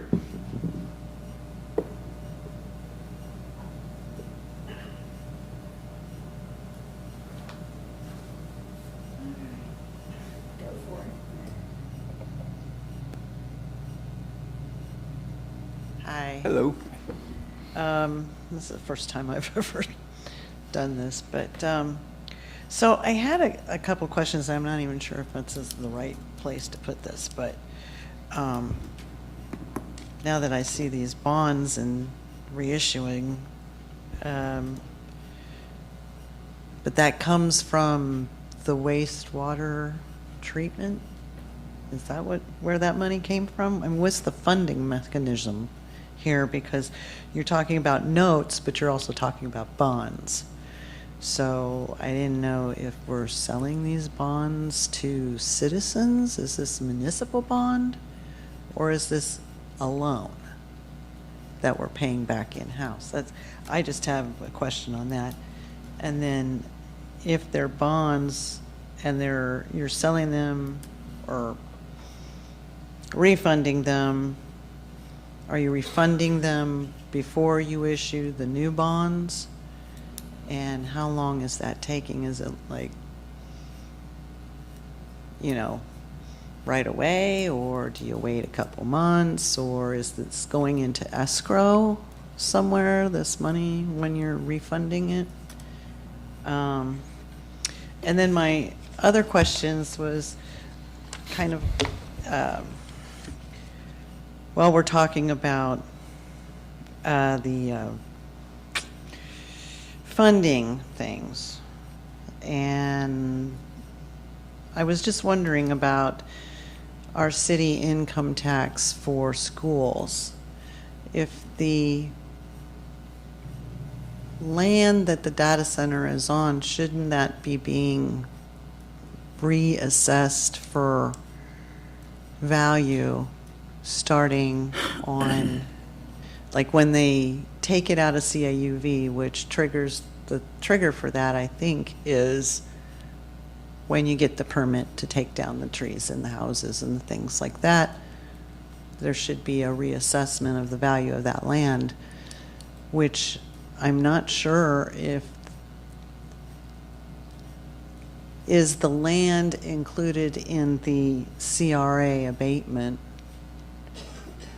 or is it just the real property, which would be the buildings? So if it is, the land is not included in that, then that money should come to the schools right away when it's reassessed. And so my question is if it's reassessed and the boost could be maybe up around $1 million, that land value boost, going to the city schools, is there any thoughts about reducing or just rescinding the city income tax for the schools if the data center land is going to be providing all of that money, you know, and we get money from the property tax? I mean, obviously, we're not going to take away the property tax, but we would take away the city income tax to the people. I mean, if it's going to come, we might as well get some benefit from it. Thank you. I think we can speak to a couple of things, and Rick, maybe you can help me a little bit. Well, depends on what your question is. Yeah, go ahead. okay. The first question was, this resolution is really about paying back the loan that we took out from the wastewater fund. This ordinance is a loan or note for the initial borrowing from the wastewater fund. That is correct. So the ordinance is an anticipation of bond issuance. So each year that we bring it, we will continue to until we issue those bonds or pay off the loan. The second question was, are we borrowing new money? We are not. This is simply the old loan and paying that back yearly as we're able to do that. Correct, yes. So currently, we're paying ourselves back without issuing bonds. Correct. So there have been no bonds that have been issued. That is correct. Okay. Then the other question that was asked was, had to do with the school funding reassessment, and I don't know that we are, at least tonight, able to speak to that. I would hope that Chris could or someone could. No, not tonight. Not aware. So we'll have to send that back and try to get some more. I know there's been discussion about it, but I'm not fluent enough to be able to articulate all the issues on that, so. Are there Correct. other And questions, comments from Commissioner? There were two separate taxes that she mentioned, the income tax, which the city administers, and then the school district tax, which goes to the schools, which we don't have any authority or jurisdiction over the school tax. Yeah. That is all handled through the state. Yeah, okay. All right, that was my last comment card that we had for that ordinance. This is a first reading of that ordinance. Are there any additional questions from Commission on that ordinance? At this point. This will stand as the first reading of ordinance number 010-26. Now we'll look at resolution number R-91-26. A resolution appointing Jonathan Wessel to the Board of Zoning Appeals. Good Good evening, Commission. There is currently an opening on the Board of Zoning Appeals. Mr. Russell expressed an interest in the position and submitted an application with a resume to city staff, and that was presented to community services staff and city commissioners on June 16th. This would be to fill the open Board of Zoning Appeals seat with a term ending on March 1st, 2029. The application and resume are in the agenda packet. Do you have any questions? I have one comment card from Steve Yanni. Yeah, I just wanted to say John will do a really good job. I've only known him for about 2 months, I'd say, 2 or 3 months. But if you get more people like him on the boards, you wouldn't have some of the problems you've been having with the Planning Commission, that kind of thing, where people weren't showing up for almost a year. One question I wanted to ask, BZA meetings, there used to be, if you go back to 2024, I think it was like May, there were, meetings were streamed on YouTube, BZA, Planning Commission, and then it just dropped off in the summer, and we went to Civic Plus, and it's never been brought back. And even now, only these meetings are ending up on YouTube. And the Planning Commission went a whole year without posting any videos. And I asked Kyle Henkelman in February about it, and he went another 3 months before he finally got some videos online. But they're all on Civic Plus. So why can't we get back to what we were doing in 2024? I know that's not really relevant, but I'm sure John would like to have the meetings on YouTube. Yeah, okay, thank you. Thank you. Thanks, Steve. That's my only card on this resolution. Are there questions or comments from commissioners? Hearing none, we'll call for the question. I move that we approve Resolution R-91-26. Second. Moved and seconded that resolution number R-91-26 be approved. All those in favor signify by saying aye. Aye. Opposed, same sign. That resolution is approved.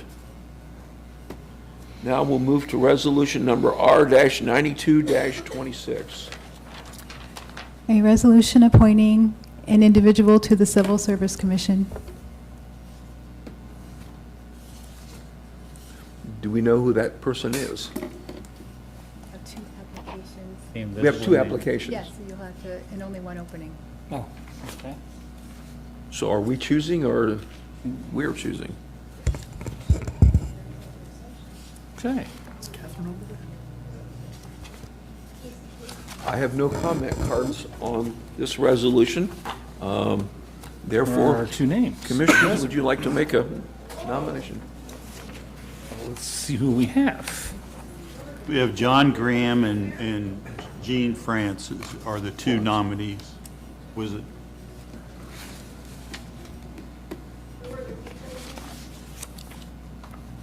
Can you repeat your comment, Phil? There was somebody else.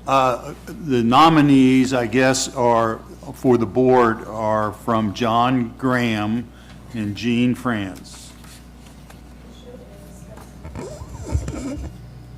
At this point, we have 2 nominations. Would someone care to break the tie?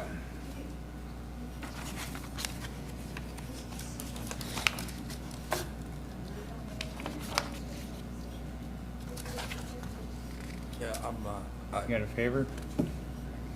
Well, I truthfully, I don't know, was it up to us to make this decision? Yes. What it sounds like. I would rather table this because I haven't I didn't realize that's what we were going to do tonight. I'll second So- that.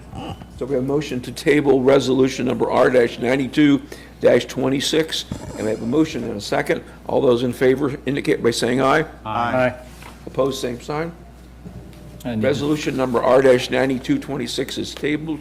I know Gene, but I don't know this other guy. Now we'll move on to resolution number R-93-26.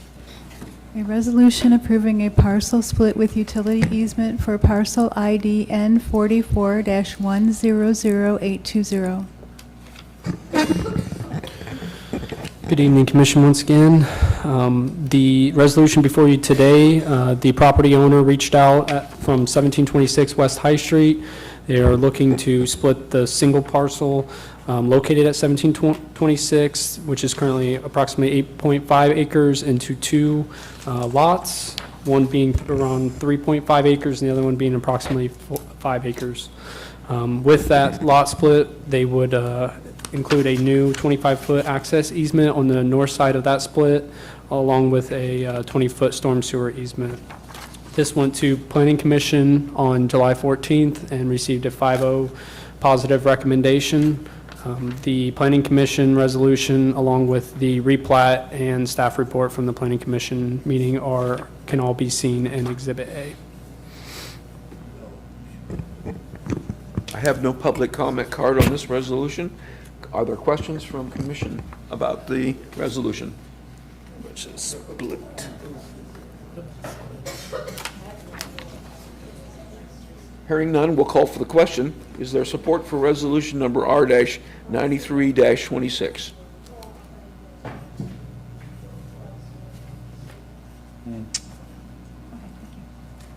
Before I'm willing to make that, can you, I mean, I can see the aerial picture, but just so the map of the mind is correct, is this where splitting, where the It's tool split- rental place and, there's a couple things in the other building, correct? A church and. Yeah, it's basically splitting both of those, or each of those buildings onto their own separate lot. So right now, they're currently on one It's one big together. parcel.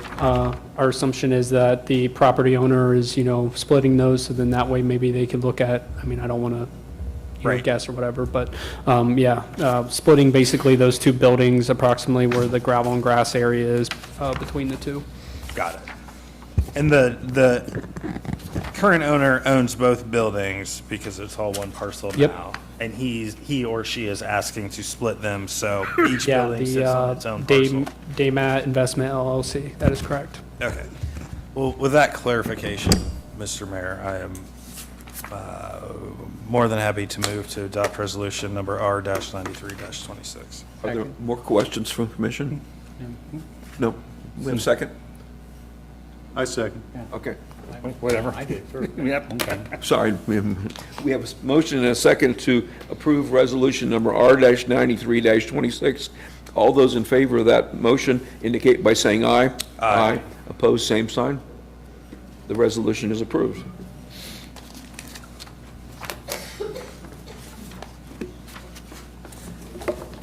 We have completed, I believe, all of the new business for tonight, and we'll move on to the interim city manager's report. Good evening. The city manager report tonight consists of about 5 things. First off, our staff has been busy hosting the community events and want to recognize their hard work and for making this happen to the city employees and volunteers. The upcoming free events in August include Lock 9 Concert Series, which continues every weekend for the full schedule. You can see that at piquaoh.gov/Lock9. I'll remind everybody that National Night Out is a county-wide celebration this year in Troy, at Troy Park. There's also a local one in the 200 block of West Green Street that will be hosting a block party. And the National Night Out, again, is tomorrow evening. I believe it's 6 to 9. There's Shakespeare in the Park coming up on Saturday, August 8th. Movie in the Park, Sunday, August 9th. And the Longest Table Community Picnic is Saturday, August 29th, in front of the library. We have a planned closure on Washington Road for utility improvements that begins tomorrow. It runs through the end of October. The work will be completed in 2 phases to minimize the disruption. Local traffic will continue to have access to homes and businesses within the work zone, and a detour map and the details of that can be found on the website. Community members are invited to participate in the mussel relocation work in the Great Miami River between August 12th and 14th. This is part of the low dam removal and restoration project. People interested in volunteering with this can reach out to the Utilities Director, Kevin Craney, for more information. The Piqua Fire Department recently launched the Youth Fire Setting Prevention and Intervention Program. The initiative aims to reduce fire-related incidences involving children and adolescents through education, assessment, and early intervention. The department is supporting families with information and resources they need to keep their children safe while helping protect the broader community. There's additional information about this program and making referrals on our website at piquaoh.gov/fire. And the last thing I have is to recognize Police Lieutenant Chris Yingst. He was recently honored as the first responder of the game during Dayton Dragons annual police night. Lieutenant Yingst was selected in recognition of his life-saving actions during an emergency response involving a juvenile who had stopped breathing. So he was recognized at the game. So, and that would be the end of my report. Thank you. Thank you. Now we'll move on to Commissioners' comments. Commissioner Simmons. So, yeah, I'm actually ahead of you guys on that muscle relocation thing. I've relocated mine to just above my belt line. So, got that.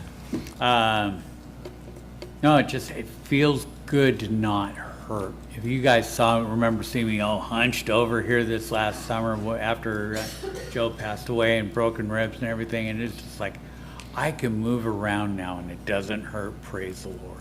But I am so grateful that each and every one of you guys showed up tonight. It is truly a blessing. That's all I got. Thank you. Commissioner Walker. I'd just like to give a shout out to Joe Wilson for putting together this National Night Out. He's done it for a number of years. Unfortunately, Joe's moving in September, I believe, or October. So really come out and say thank you to Joe. That would be awesome tomorrow night. If I could just add one comment to that, I think it's important to note that in the past, we've had community block parties for National Night Out throughout the city, and they've slowly started falling off. That wasn't a Piqua decision to just participate in the Miami County National Night Out. Every community in the county has agreed to have that one party being hosted at the Troy Park, and they've asked each city to participate. And again, every city and community is participating there. But that didn't stop local block parties from forming, and that's what Joe did. So his will continue, and I'm sure it'll be full of activities. So I would encourage those that want to attend to do so. It's 6 to 9, so if you want to spend a little time on West Green Street and perhaps go down to Troy Park, which will be a very large event with food trucks and many other things to do, activities, I encourage you to do so. So it wasn't just our decision, again, to join the Troy National Night. It's a county-wide one, so 2 events going on the same night. Mr. DeBras. Well, thank you for clarifying that, Chief. That was going to be my first question as to why that had gone. The second thing that I have, and I believe Shelley Mitchell is here, but I'm going to steal a little bit of your thunder. I've had this in my binder for our last 3 meetings. We just haven't had commissioners' comments. And that is to announce that the Power Project, which Shelley, I don't know what her official title is, so I'm just going to say she runs it, is doing their back-to-school bash at Lock 9 on Sunday, August 23rd. They did this event last year, offered book bags, haircuts, food, fun, and all kinds of other school-related supplies and activities. Last year, they had an amazing turnout. And I would expect more of the same this year. So Sunday, August 23rd at Lock 9, the Back to School Bash. What time? 1 to 4. And my guess is Shelley sat through all this and she's going to come up and tell us even more details later. So please fill in anything that I missed. My second one is a shameless plug here for my daughter, who is a Piqua High School cheerleader. They will be doing a Dirty Soda fundraiser August 8th, which is Saturday, from 11 a.m. to 2 p.m. at O'Reilly's in Piqua. And since I did, the plug for the cheerleaders, any other school activities that are going on, or sports or extracurriculars that are doing fundraising, I now just open my door, or the door up. If you send them to me, I will announce them as well. I yield back. Mr. Wade. Well, I wasn't going to make a comment because I wanted to get to the non-agenda, but the non-agenda is being televised tonight on YouTube? Correct, it will be recorded. Okay, that's all I need. I have a couple of things to talk about. I'm going to call them good news in Piqua, and I will read a couple of these. The city of Piqua is pleased to share that Alien Electronic Recycling has acquired the former Orfelt building at 750 South Main Street and has announced plans to transform the property into one of the largest, most innovative, environmental-friendly electronic recycling hubs in the nation. The project will create new employment opportunities for the community and will result in significant investment in the building to ready it for operations expected to begin in 2028. So that's some good news. A second part to this, the City of Piqua has been awarded a $190,000 grant from the Ohio Department of Development Building Demolition and Site Revitalization Program to support demolition of the commercial building located at 204 North Wayne Street. Demolition of the condemned structure comes after multiple private selector interests failed to advance the effort to restore the structure. The future reuse plans for the site will likely include parking improvements to provide for additional public parking in support of the downtown business district. So both of those are good news kinds of things happening in Piqua. I have no further comment. Would entertain a motion from adjournment from the business meeting. So moved. Second. Been moved and seconded that we adjourn from the business meeting. All those in favor indicate by saying aye. Aye. We are adjourned. Now do we need to have a short break before we go to? Tea break. Yeah, we'll take a short break before we go to the non-agenda public comment. Stable guy around. Could be either that or smoke. No, you go. Okay.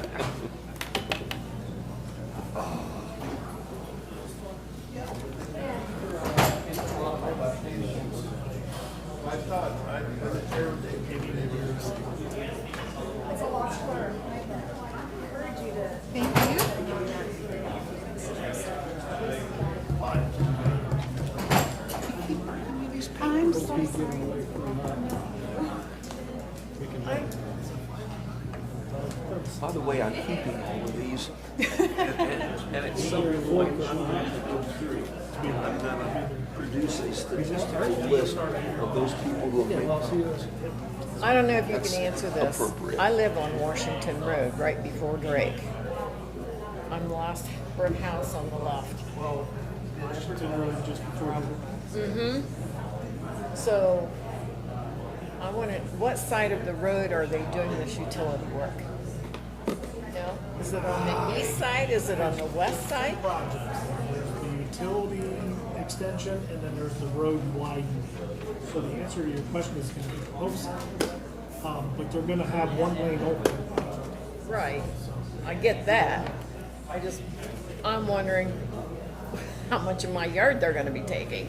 Did they speak to you about an easement? Well, then they're not taking any. They would have, if they're doing a utility easement through your property, you would have been contacted. So are you on the west side of the road? East. As you're going to Troy. Yeah.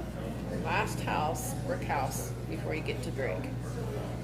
Yeah, before you get to Drake. I think it's going from Drake out, so I don't even. Tomorrow, they're going from Arrowhead to Drake. Yeah, and again, I don't know because I don't have that utility diagram because the utilities director can speak to that. But what I can tell you is. Hello. If they did not contact. Okay. Easement through your property, they're not going through your property. Okay, it's Tuesday, and I think that's the 11th. And I assume that it will be at 6 o'clock. They would have to pay you the value of My sense is people want meetings to be at 6 rather than 5 early, so I would say 6. Okay. Let me just double check to make sure that I do that. Because there's a right of way in there, I don't know how far they're widening. No, I agree. Where they're widening it, but I'm gonna assume it's closer towards, Farrington, so yeah, you shouldn't have any issues with hearing. And if they were doing a utility easement, they actually do it, there's two ways of doing it. They can dig a trench, bury it, fix it, patch it, fix it. There's other ways of boring it. I believe they're doing it. So that's what I'm saying. You would. No, I think I was asked earlier in my comment. I've got a. Get some criticism. I've got a well in my early, yard. so why not have it 6? And something out in my yard because there's a water that goes through. You probably well know. And so the water comes out and they've got the pipe down the ditch. Interested in sharing all his So I plans, was but concerned about he's great. how it would affect. Neighbors helping neighbors, all kinds of things. And he's a former city commissioner. I will run that past the utilities director, but again, I'm confident that since it's coming to replace the water, I can get that. Hey, how are you doing today? Yeah, well, I have to be. It's like, let's see if we can stay here and do that, but people might frown. I will get with the utilities director. But make sure you got that quote, you know, here's your check, there's the door.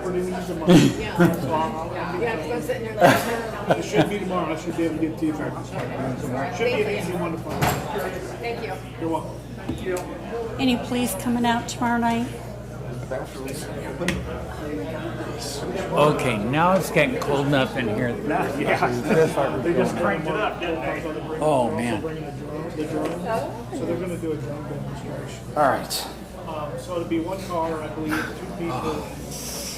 Or not show. Drone How's your wife doing? demonstration. He's doing better. Good. Drones, got a bigger one that really is going to be the whole thing. That's good.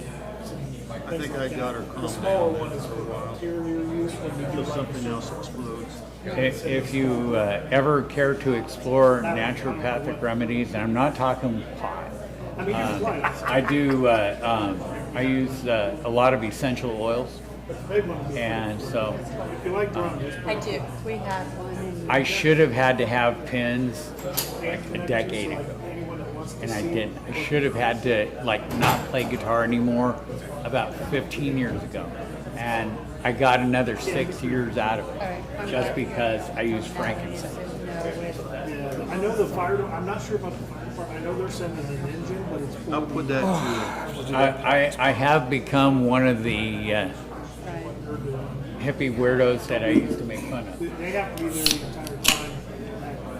Because wow, it's just all natural and macrobiotic, for sure. I'll pop in at some point, but I'll- Oh, my Lord. You make me giggle some days. I know he does. Other days, I just want to strangle myself. So, Yesterday, and I was like, any chance you can? Yeah, rusty color, yeah. It's sad, but it looks like it. It does, doesn't it? There was one guy in here. Well, see, and that's what I said, we usually have like 5 or 6 of them, and there's only 2 that actually are doing it this year, you guys, and you have, the other one's Oh, yeah. but that's what we started at. Yeah. But they don't use that. I'm getting you a Diet Coke. You want one? Huh? Like, we didn't even advertise. My wife drinks Pepsi, so They don't, it's too sweet for me. they won't prevent them from coming in. Well, it was like when we See you tomorrow?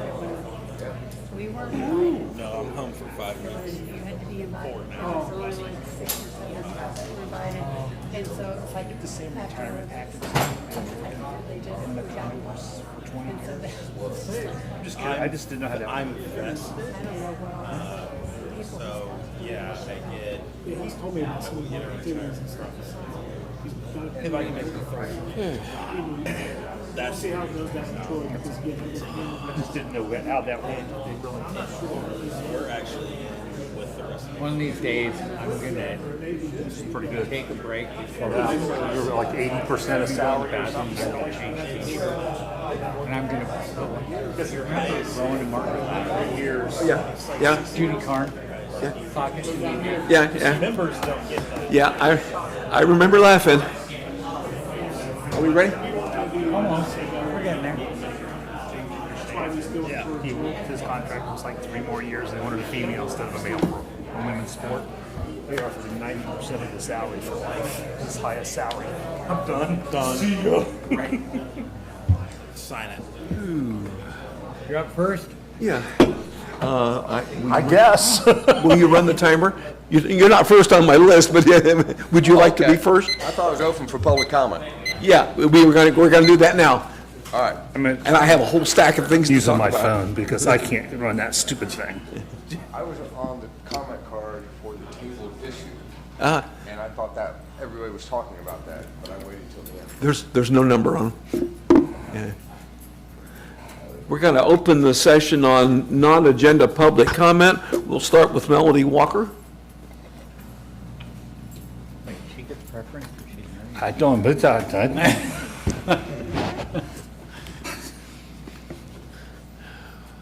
Hello. I Hello. was just coming up and talking about tomorrow night, our big party that we have down in the Piqua Caldwell Historic District. And we have all kinds of food coming in. We have lots of party stuff for the kids going. And we hope to see a lot of people down there tomorrow. Good. Thank you. Thank you. Thank you. I have a comment card from Soleil Larkson.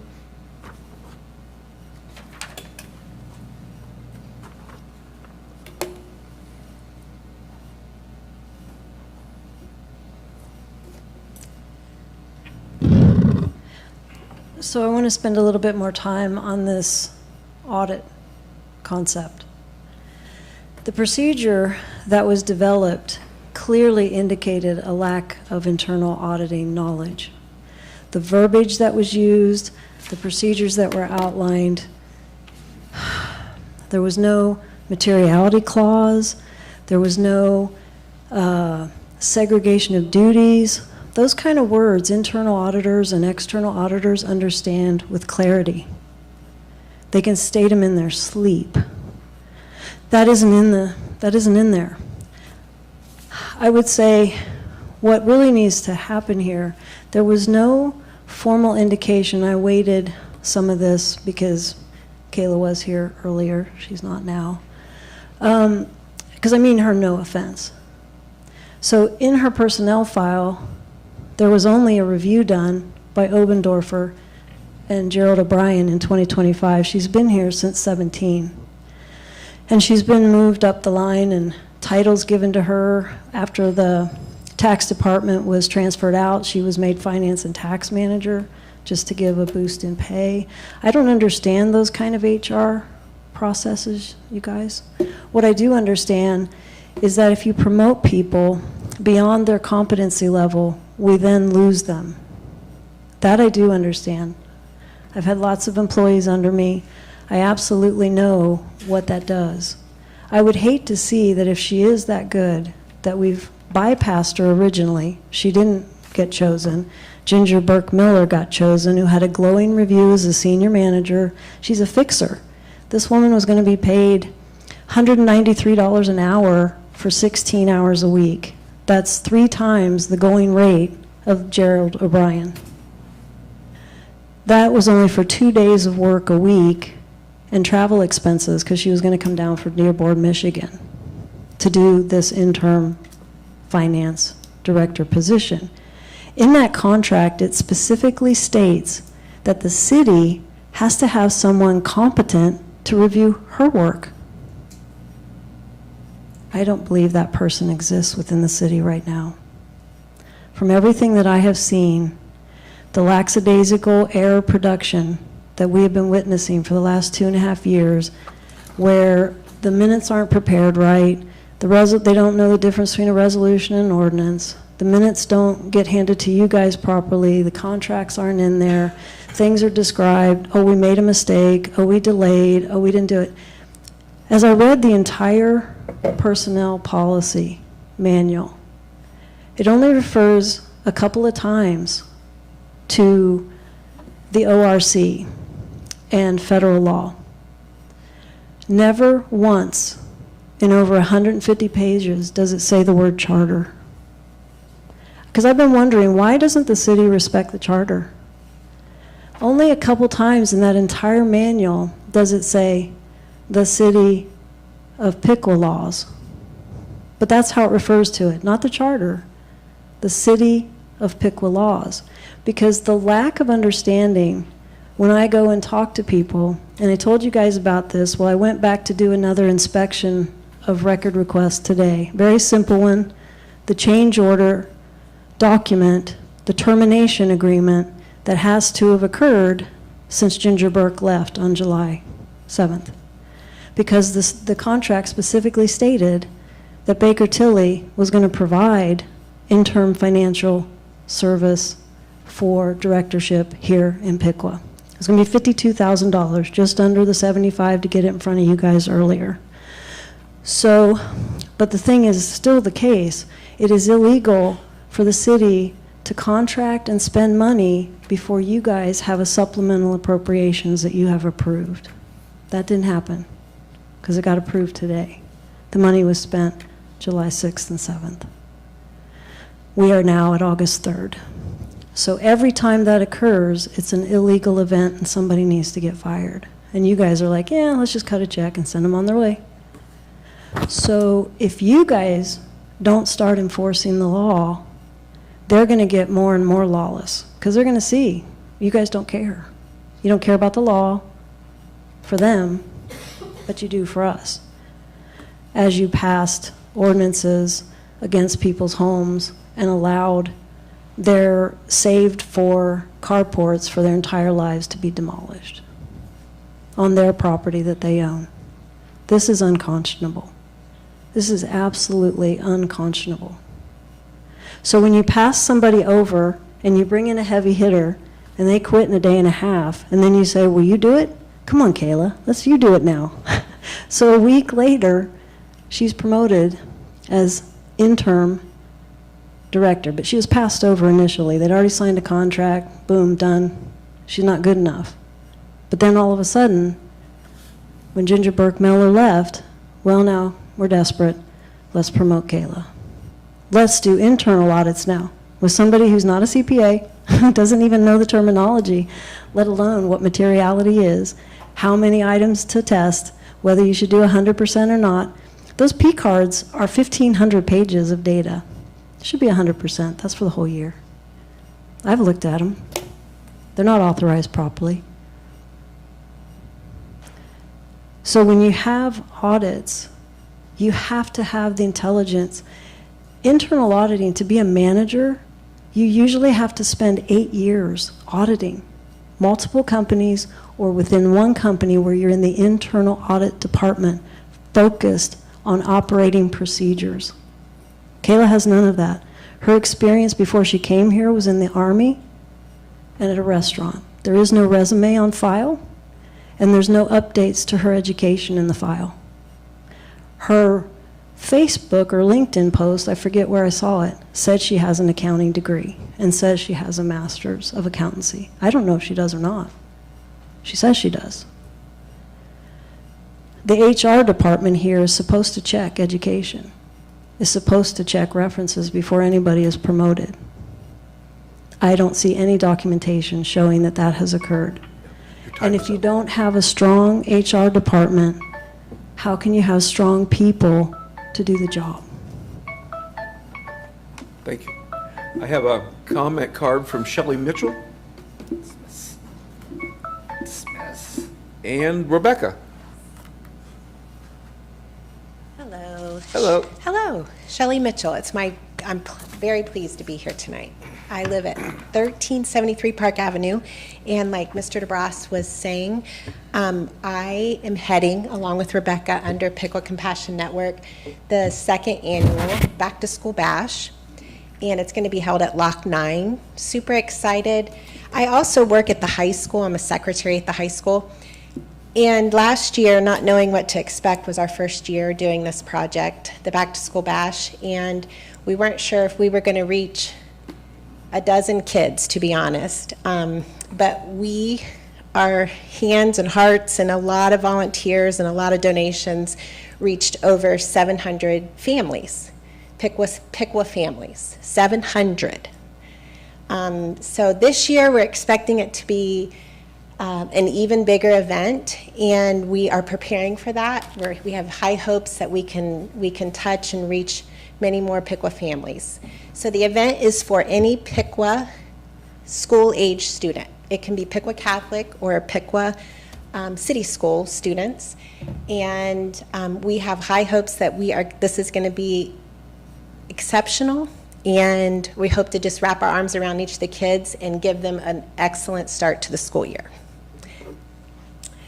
And I'm Rebecca Susek. I'm the Executive Director of Piqua Compassion Network. And of course, we have hosted the Power Project now. And I have to reiterate to what Shelley said, not only with this back to school bash, but we have been doing the Power Project since December of last year, well, December of 2024. We did a whole year of 2025, and we served over 1,500 students. And one of your young people that talked tonight about our young people and needing that care, and to think that our young people, the number 2 killer of our teens is suicide. Our young people are hurting. So we're here, like I said, like Shelley said, to support and keep our Power Project programs going, which this is just one of the events that over the course of the year. And I'm piggybacking on, I'm sorry I don't have a brochure, but I'm taking advantage of being able to announce that Piqua Compassion Network, starting August 13th, is going to be offering a free laundry program to our residents. We are mirroring a program that started in Troy, and we've assessed that a lot of not only our seniors, senior citizens, but our families and single people do not have washers and dryers. So starting August 13th, we're going to start once a month. We're going to be helping people with their laundry. We've got volunteers, we've got sponsors, and Jason Minnick from over at Sunset Laundromat is going to be the one. That's the place we're going to be meeting. So a flyer will be out here before too long. But lots of good things going on for our folks here in Piqua, and we just wanted you all to know that that's something else we're doing, and our 2 great programs, our newest programs at Piqua Compassion. So thank you. Thank you. And thank you, Frank, for mentioning that. And thank you each for your service, sincerely. Jeff Lang?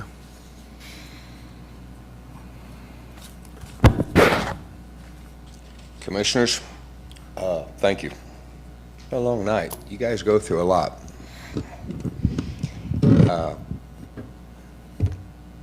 I just want to tell you that I got a email from our state representative, Jonathan Newman, addressed to the Washington Township trustees and our fiscal officer, lending his support on anything his office can do as far as whether a data center comes in to Piqua or whether you don't want a data center in Piqua. And I appreciate him coming forward with support from his office. But a couple things that I wanted to read directly from his email is this. The regulations I and others support for data center legislation. Data centers must produce or pay to produce their own electricity, use a closed-loop system for cooling, no longer receive property or sales tax abatements, protect Ohio's farmlands by 1, building on brownfields, or 2, returning the land to its original use if the data center ever goes out of use. Not utilize non-disclosure agreements with elected officials, meet acoustic and aesthetic requirements. If Piqua has none, I recommend that they put those in, and find some value to the local community, not just the hundreds of construction jobs for the first year and a half when they're being built, because it takes a lot less people to run a data center than it does to build one. So that was from Jonathan Newman. I myself am against rushing through to put data centers in. It just all of a sudden like a switch turned on and everybody wants a data center. And I know the growth of the internet, I know electrons are moving all over the place, people on their phones and things like that, but slow it the hell down. Please. For our health, for our environment, slow it the hell down. There's no rush to do this, okay? Think of the people that are out here living in this community. Think of the environment. Think of your parks. Think of your air. Think of your water. I wrote an email today to the Director of Public Works, and I asked some pointed questions about data center and especially water, since I'm so fond of good, clean water to drink and to recreate on.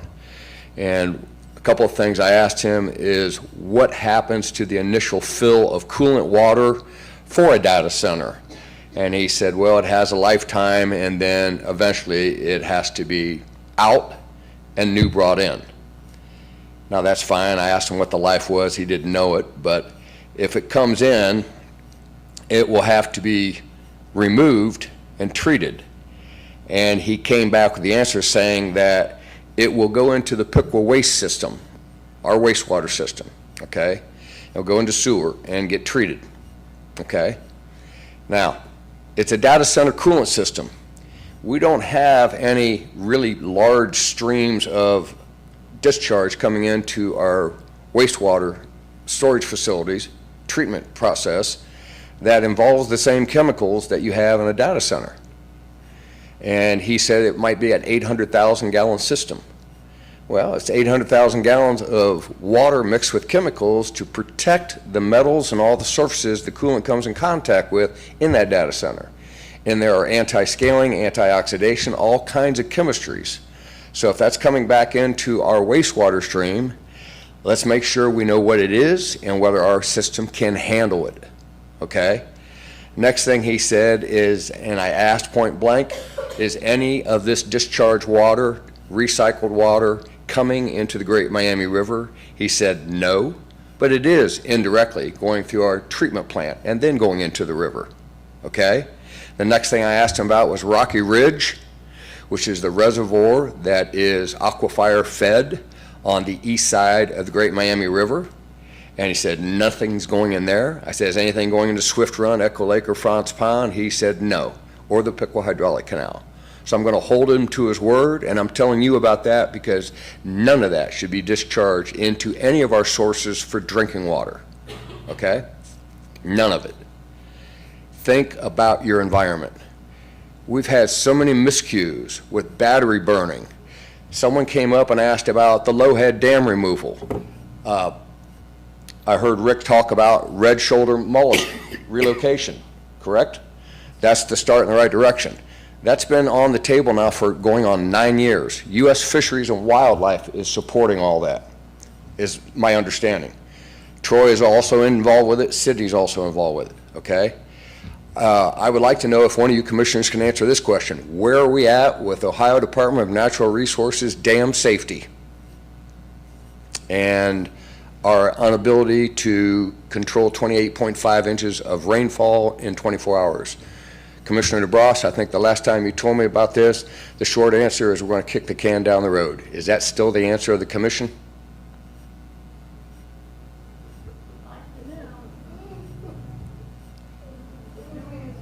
I don't know. Does any commissioner want to answer that? This is your time for public comment. Okay, that's just a question. Think about it, okay? Also, on a positive note, we did complete the 23rd annual cleanup of clean sweep of the Great Miami River on July 18th. The PAL section from South Sydney to South Piqua, 16 miles, was cleaned up by 102 volunteers. We got 4,780 pounds of trash out of our river, including the weight of 42 tires. Unusual items were half of a lazy boy recliner, a single mattress that took six men to lift up off the ground onto the tailgate of my truck, and then from the tailgate of my truck to the dumpster. We found a couple statues of two deers together. One of the people said that must be Jeff and Mary Ellen Lang because the small deer has both ears. That'd be my wife. She can hear real well. I don't hear very well at all, so I must be the deer with one ear.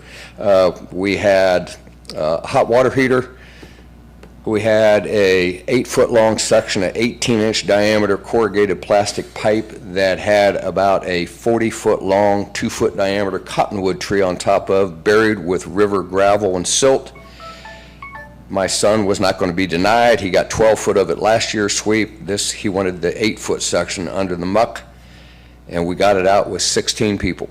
We used the 20-foot log as a pry bar to push up the tree to get the pipe out from underneath the weight of the tree. My hats go off to all the volunteers. My hats also go off to Officer Alexander with the Piqua Police Department, who was on a 4-wheeler and escorted our walkers through town, which are usually my elderly people. Lee Adams with the fire department overseeing us. RJ at the power plant for the Dardab event, which was last Saturday, allowing us to use space there to make it easier for us to get our tents and our equipment in and out close to the event. It was just a successful event. Not the Dardab, it got rained out early, but I hope some of you got down there to have fun there. And that's about all I got, unless you have any questions. I can answer your question. I think I know of no movement with the Department of Natural Resources on the current dam status. Okay. All right. To add on that, the current effort is still to work with our state legislators to try to get the regulation changed. Okay. All right. Thank you. Thank you. I have a comment card from Scott Phillips. Good evening. Good evening. A long time ago, I was up on Lake Erie and I got hit by lightning. Do you know what you do when you're about to die? You pray, okay? And it kind of changes the way you look at things when you get hit by lightning. And my prayer at the time, and I'm not proud of, it was in half a second. Oh shit, God, not now. Okay, but it worked and I'm here. And I have the same feeling like I'm going to get hit by lightning because I don't know what's going on with the data center. And I provide half of the drinking water from our lake called Rocky Ridge. And I've talked to your utilities director, and Kevin's informed me that, you know, you're doing a good job, keep it up. Because I started a nonprofit called Miami Sylvan Reserve. Sylvan, Latin for the trees. We take care of the trees. What filters the water better than anything else on the planet? Trees, okay? So when I drive out by the new site for the super mega data centers and I see hundreds of trees gone for good, gives me pause. At least they did put the silt fencing up. That's a good thing. So look, you guys have been very quiet about what's going on with the data center. Maybe you've signed NDAs, maybe you haven't, because you're not forthcoming with what's going on. So can you understand why people are frustrated? Okay, and when I say that, look, I know you've got a tough job. I appreciate the good things that you do, and I recognize them. Things like the bike trail, things like Lock 9, the new development out at the interstate. Great stuff. And I guess our rush, as Jeff was talking, to develop the data centers confuses me because we're acting like we're desperate for money, which I don't think, in looking at the budget, sure, we could use more money, but we're doing good in our community.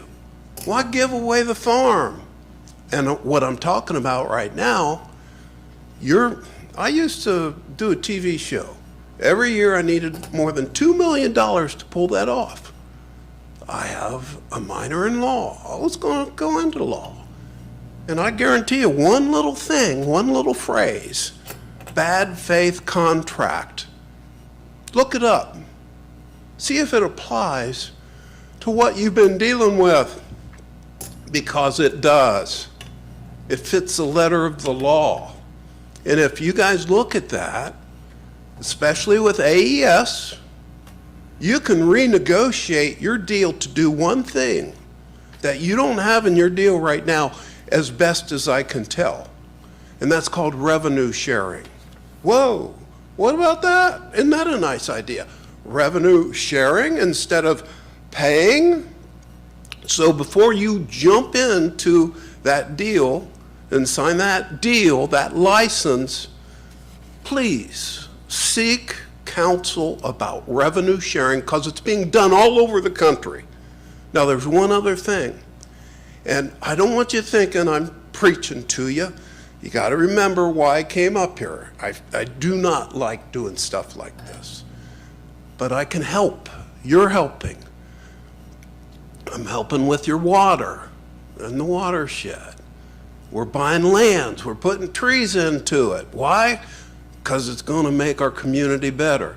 So across from where my TV show has been shot for years is 312 acres that the quarry owns, Jorgensen. And I've talked with some people there. Guess what they're willing to do? They're willing to recycle water. So when I was talking to Kevin, your utilities guy, he was desperate for water. I was at your new water treatment plant, state of the art, $60 million, it better be. Okay, that's a resource worth taking care of. And here's the thing, half of the water you get's from our lake. We own it, lock, stock, and barrel. I mean, the mineral rights, everything, the city has no rights to that water. But we give it to you guys free as long as you're one thing, good neighbors. Okay? And believe me, sometimes that's a stretch. Okay? And I know chemistry. I'm trained in hydrology. I'm a forester. That land, that 312 acres, can be ours for green space and for water if we approach it the right way. The right way is you guys have ends with the data center. You want to be heroes in this community? Come on, you're right on the cusp of doing something great here.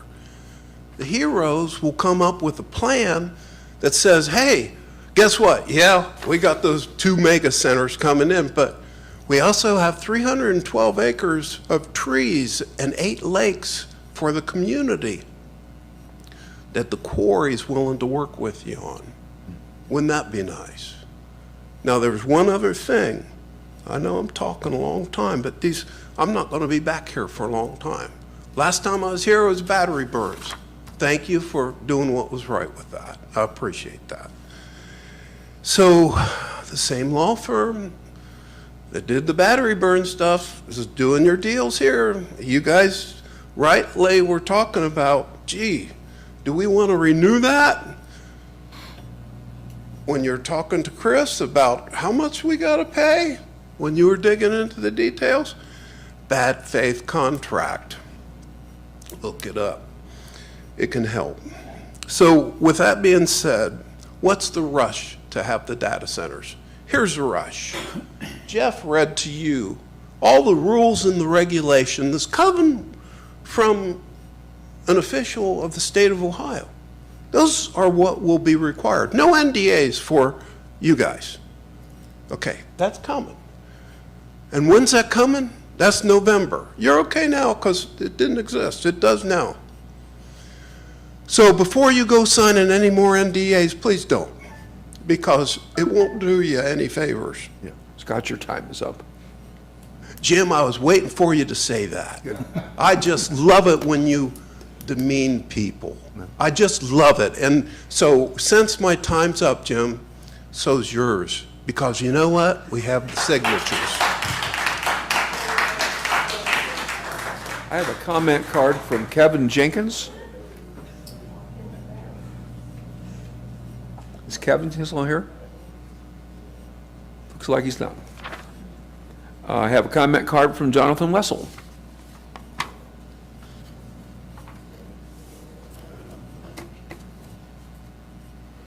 Good evening, Mayor and Commissioners. A couple notes.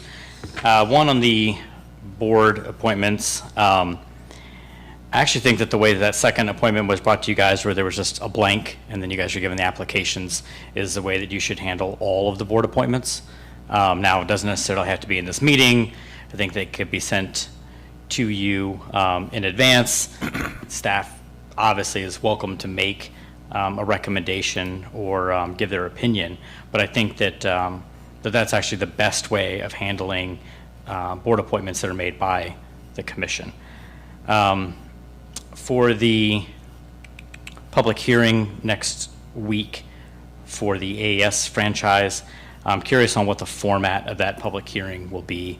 And I know you guys probably, I don't know if you've talked about that, but hopefully it's not just like what we've seen at these meetings, where it's just public comment and then we're just told thank you for your comment. Maybe we could get a little bit of dialogue. I know that does require some onus on the public's part, which is to stick to the topic, not argue, right? See if we can have a respectful dialogue. But I encourage you guys to think about that in the next week. I do think that you guys should absolutely hire another law firm and get a second opinion. Doesn't mean fire Bricker Graydon, but you should get a second opinion. So I want to read a press release real quick, this one little paragraph. Amazon, Meta, and Google all signed statewide agreements between 2014 and 2018 that granted 100% sales tax exemptions for up to 40 years on any facility built in Ohio. I'm sure you guys remember that. It's been in the news. And I think everybody involved in that has looked back on that now and said, oops, right? And so part of that reason is that because at the time that these tax abatements were given, the current, AI industry didn't really exist like it does today. So the industry only exists today. 2017, Google wrote a paper called All You Need Is Attention. And this is what really established the large language models that we all call AI today. So it literally wasn't invented yet before we gave them all the tax abatements. And again, these were 40-year tax abatements. So I want you guys to think back as if somebody in Piqua, in your chairs, had signed an agreement in 1986 that you were still beholden to, right? So 1986. If you go back to 1986 and you take all of the computing power and all of the computers on planet Earth and you combine them all together, it's less than the computing power of the iPhone that you carry in your pocket today. So 40 years is a long time. Nobody knows what's going to happen in 40 years. So if it's a foregone conclusion that Piqua just can't do this, there's no reason to make a 40-year agreement. Make a 3-year agreement, a 2-year agreement. Talk about it in 2 years. You have no idea what's going to change.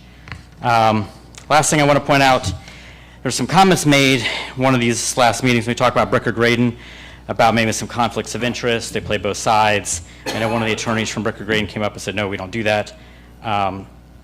In the agreement that the former city manager signed with Bricker Graydon, it says, in addition, we want to specifically identify activity within the city of Piqua that involves another specific client, the New Albany Company, for which we will continue to provide legal services related to that client's real estate acquisition and real estate sales activity. And it goes on, says, of the preceding paragraph, you agree to waive any conflict of interest which may arise as a result of such legal work for the New Albany Company. So I don't know if there's a conflict of interest or not. I don't think it's a true statement when they say that, they're only representing the city of Piqua here. They represented the schools, they represented JVS, and then they represented the guys who put the real estate deal together. So if you guys haven't read the agreement that the former city manager signed, I would encourage you to do so. Thank you. Thank you. Thanks, Jonathan. I have a comment card from Kim Heisler.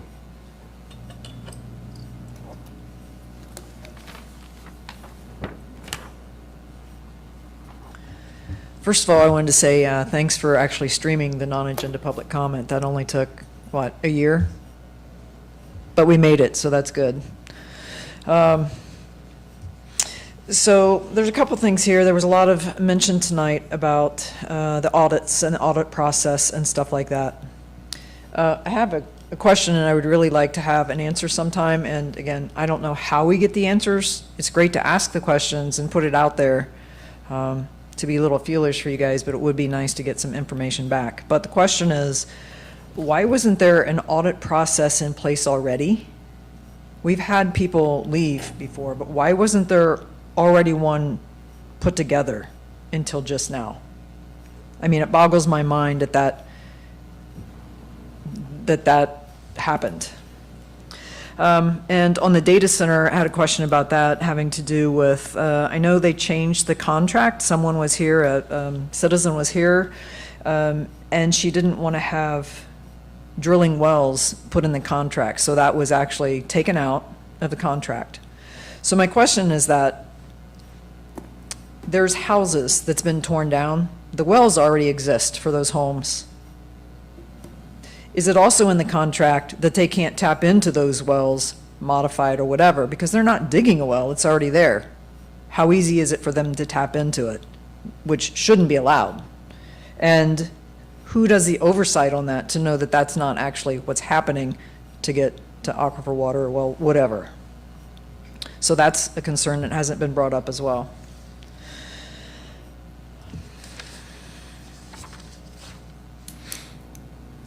So on the franchise deal, so one of the things, and talking about Bricker Graydon, one of the things that Chris said was, some words, it's a unique engagement. It takes care and caution, and it's a dynamic nature of scope. Okay, we all understand that these big deals have all of that. But where is it that's talking about the health, safety of the citizens? It's all about what's going to be good for them. The other guys, the guys with the money. I don't, okay, so keep that in mind. Care, caution, dynamic nature of scope, and unique engagement. So, let me get my number here.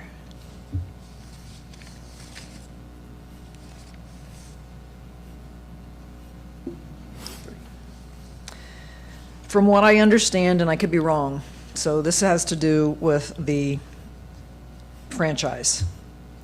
Based on the agreement, from what I understand, you're actually given AES the golden egg without negotiation completely. And that's taking on the burden of the administrative work for doing it for them. So we as a city are obligated for 40 years of appropriations before it's even here. And taking away actually it's taking away your commission, your legislative power for like 40 years, which is illegal, because this is basically saying,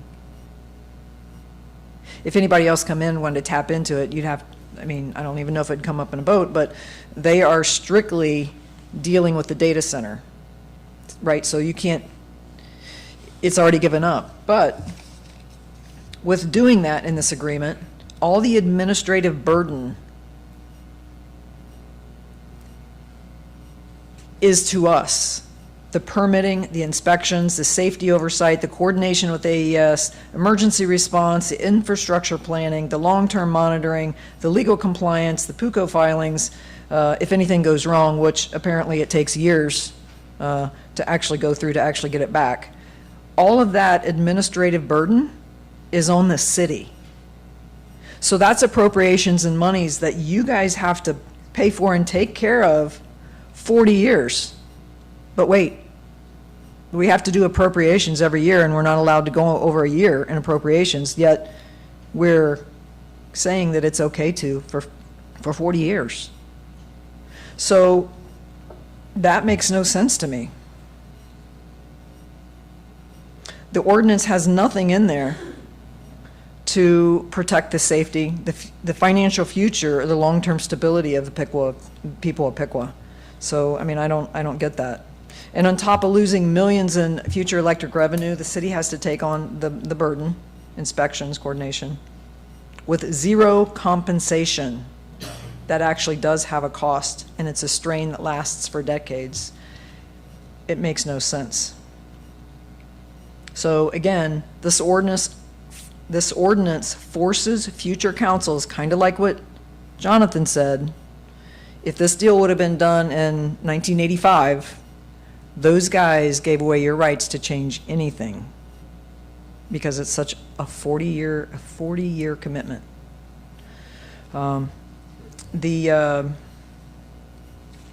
what was I going to say? The data center is the same way.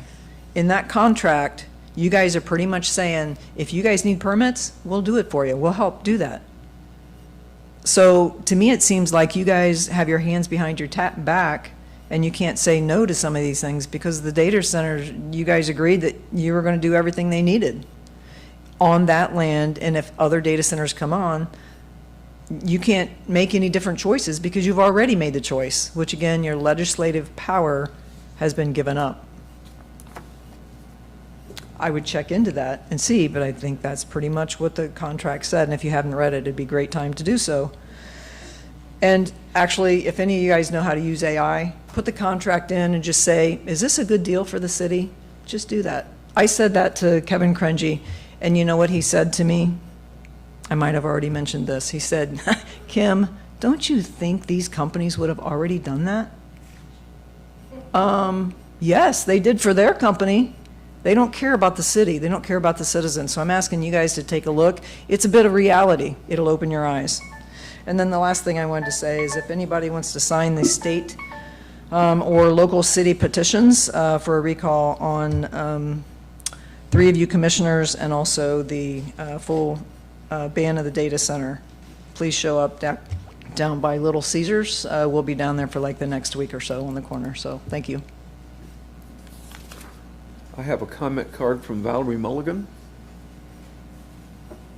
Oh, before you do that, Valerie, are we okay to continue? We've gone past our 9 o'clock time. Is everybody comfortable? Yeah. Please.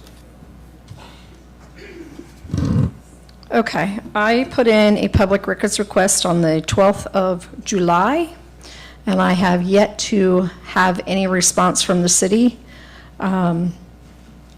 Any one of you would like to address that for me, I would greatly appreciate it. If I don't have a resolution to that by the end of this week, I'm going to proceed forward with additional action through the state because that's not acceptable time-wise. So that's the first thing. The second thing is I noticed that we allowed public sidewalk to be utilized at the lock house or the lighthouse on the lock, which it's beautiful and I love it. However, you guys have got to get your crap together with the American Disabilities Act. This is not okay. You're impeding a handicap parking space with that seating area. So we need to get handicap accessibility in that parking lot addressed yesterday. Also, there is no handicap parking in the quadrant where the Piqua station was that burned and Quint signs.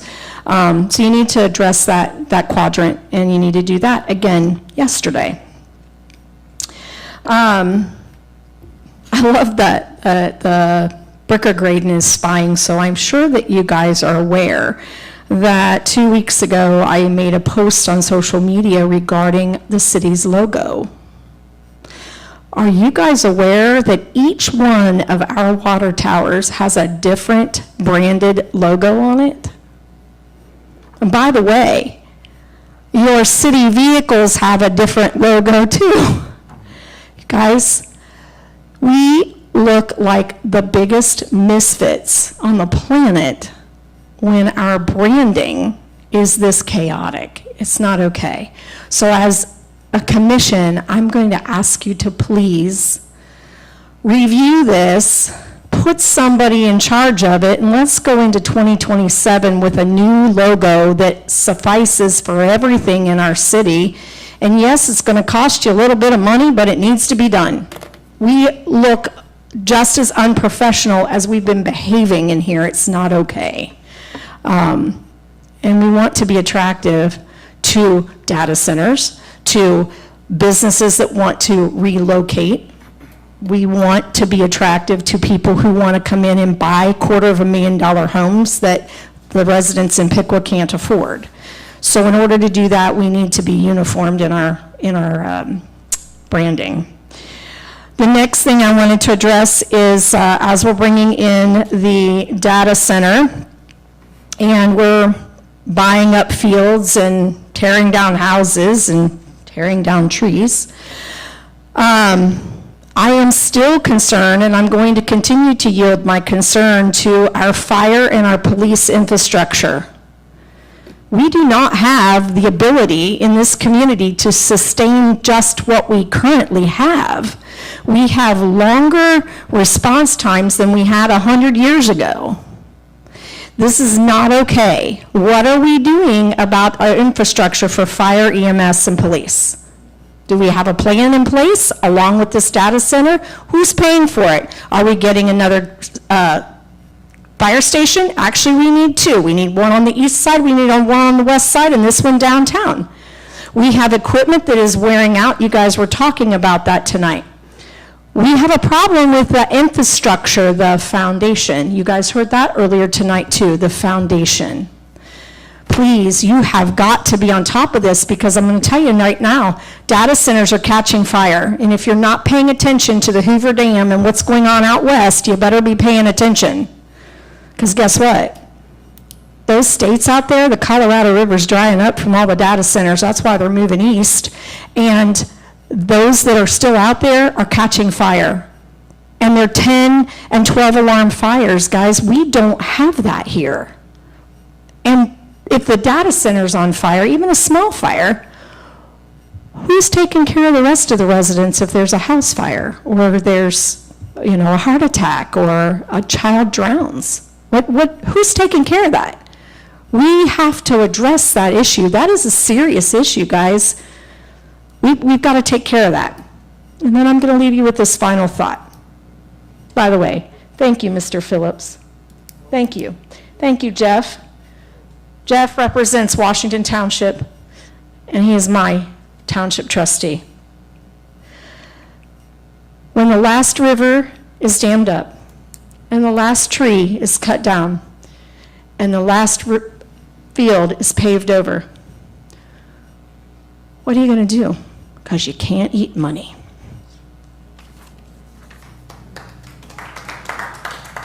I have a comment card from Richard Price.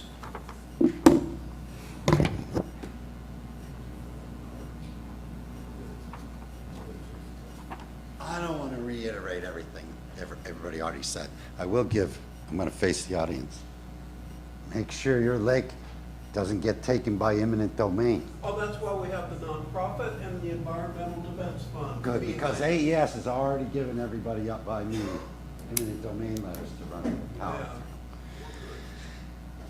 Yeah, I don't know. I can't add anything to what everybody else has said. I just come here really in disbelief that you would enter into this agreement with AES, especially when you're sitting there talking about the electric and you're like, well, we had these incidents this winter and the electric company that we get our electricity from, even though I think the lines come here with AES just takes that bill and gives it to the city and goes, oh, this is your bill, for your storm damage or whatever. Or why you're not just running it through the electric company, all of your financial woes will be gone. Think about it. The amount of money, they're going to use as much as the city, you're going to make as much, you're going to double the income that they're making now. I'm speculating, and there's no reason that money, since the city owns the electric company, that some of that money can't come out and fix the street and do stuff for the school or do what you want to do with the profit that you're going to be making, because I just, like I said, can't believe that you would actually even ponder that. And being advised by the people that you have representing the city to sign that contract is really unbelievable. Really unbelievable. Anyway, late, not going to keep you up. Thank you. Thank you. Thank you. I have a comment card from, I'm probably going to butcher the name. Is it pronounced Specky? Speck? Trying to read the writing. Susan. Yeah, first name's Susan. Susan? Looks like she's not here. I have a comment card from Alexander Hessler.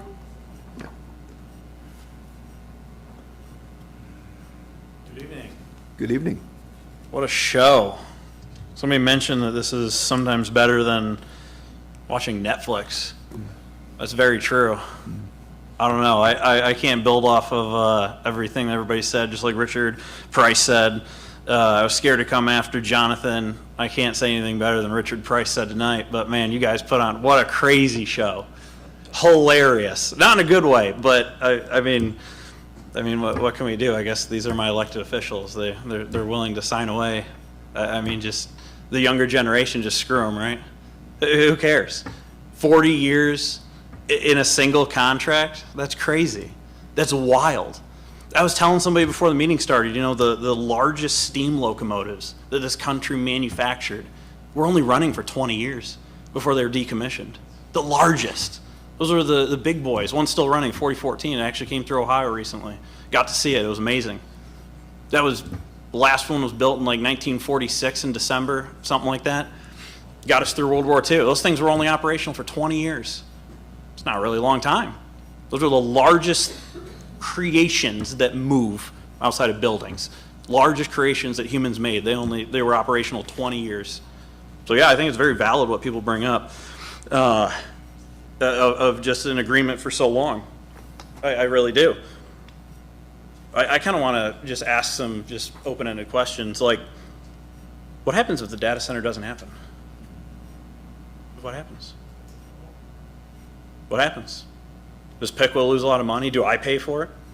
Because I pay taxes? Like, we just, poof, we evaporate a lot of money. It's always a possibility. The deals get changed, regulations change. You guys sound like you entered into agreement years ago. You didn't really understand what was going on. It's kind of unbelievable, as a lot of people said. Really unbelievable. Like crazy unbelievable. The younger generation is going to have to figure it out, right? Just got to pull them up by the bootstraps. Wild. Mr. Vetter here, he was born when Great Britain was the world superpower. That's how long ago you were born. America wasn't even the superpower of the world. That's a long time ago. That's crazy. And those are the people that are leading our nation, leading us just right down these amazing contracts, data centers. What if it doesn't work out? We all get screwed. You guys will be gone. I don't know if you got a golden parachute. I don't know what deals you've signed in the background, but man, I'm sure you'll be set. We'll be screwed. That's just crazy. What happened to the metaverse? You guys remember that? What? The metaverse. Oh, metaverse. What happened to it? You guys even know what I'm talking about? Like, truly, do you even know what I'm talking about? Does it ring a bell? It was a thing. It was an actual thing. I'm not playing a prank on you. Like, the metaverse was a thing. Does anybody? Nothing? Nope. No. Thank you What for is at it? least acknowledging. What is it? Well, it was a failed pet project by none other than Mark Zuckerberg. Okay. Doesn't exist anymore. How many billions of dollars was put into that? $70 billion was put into a project. They renamed the company. That's why it's Meta, by the way. That's why. It was Facebook. They changed to Meta because the metaverse was going to be the next big thing. Well, then it wasn't. Some things don't work out. Just because somebody spends a lot of money on it doesn't mean it's guaranteed. It's not a thing anymore. If this truly is Meta that's bringing this data center in, it's only a matter of time before Marky Mark decides that AI is not that important anymore. It's not my focus. I'm like, whatever. Didn't Meta just say that they're selling their excess compute? Isn't that a mainstream headline? Does that scare you guys a little bit? Sure scares me. Why would they need more data centers if they're selling their excess compute today? Earlier this year, they said that they're not going to have excess compute. They're going to get to AGI. Everything's going to work out. Just like the metaverse. Some things just don't work out.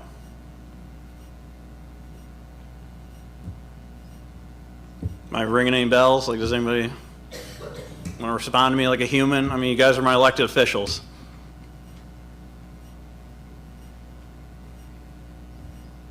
Nothing? radio silence, just like the NDAs, just like everything else. It's crazy. I'm opposed to it and have been. No, I appreciate that. Only one been vocal about it. Thank you. You know, I saw some other city council meetings go this way too. People are up here. You guys don't know who I am. I barely know who you are. We can't even have a conversation. I'm not even grilling you that hard. Like, can't even have a conversation. Can't even. Just nothing here. I appreciate you, Mr. Simmons. Thank you. I do. Crickets. Can't get anything out of you guys. What if it doesn't work out? Then what? What does Piqua do? I mean, like, that is a valid question, you guys. If it doesn't work out, what happens?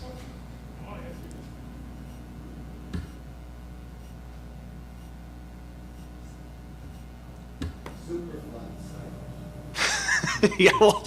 That's what we'll have, is a super. Yeah, I mean, is there a plan if The data center reaches the end of its tax abatement, it's gonna be closed. This is Mr. Hessler's time, please.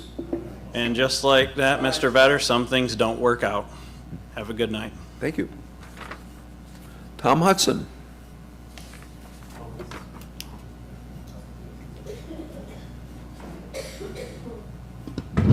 Good evening, Commissioners, Mayor. I've been watching Piqua City Commission meetings since 1980, that's 46 years ago, with interest. I served on this commission for 4 years, twice elected mayor. I've never seen a more toxic atmosphere in my life. I love this community. I'm embarrassed for you. I'm embarrassed for this community, the way you men behave, the way the law director, the former city manager has instructed you, I assume, not to speak to the public. It's unconscionable. Everything in life is about leadership. You are showing absolutely none. The biggest question I've had for the last, months or whatever, is why there was not a 3-reading rule for the data center. Doesn't pass the smell test. I asked the mayor that specific question. I asked him if I could ask it here. He said, no, this is a comment section. So his answer to me was, well, the city law director and the city manager recommended that. I said, you don't work for the city manager, he works for you and the law director. Amen.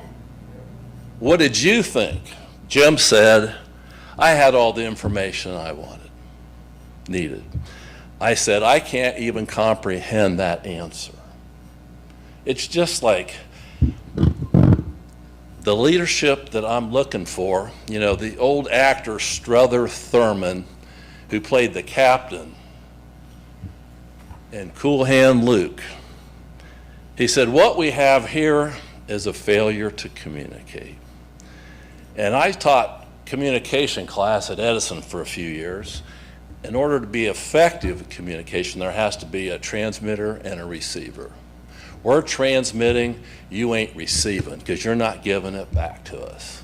And I just don't understand how you guys can sit here and not talk to the public and not answer questions, and who told you to do that? And why wouldn't you step up and say something and do something? It's just irresponsible.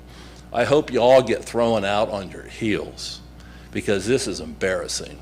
And how you can sit there and go home at night and not do anything and say anything, and just sit there and look like stone faces at it. The last thing I want to leave you with, when the new city manager comes in, be sure to have the intestinal fortitude to have the law director and the city manager sit up there and take the fire from the community, not sitting over here or there, hiding under the shade tree like Oberdorfer did. You guys have given away the city pool, the Hans Pavilion, and the Fort Piqua Plaza. I'm all for the Lock 9 project. It's been great. But things have to change. And I hope is there a reason why, Paul, that these guys can't talk?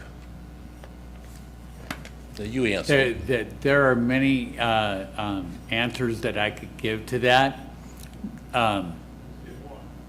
Well, Make it quick. make it quick.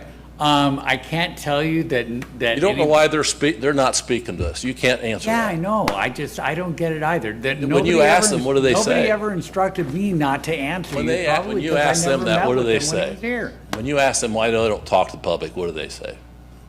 I haven't asked him. Any idea, guys?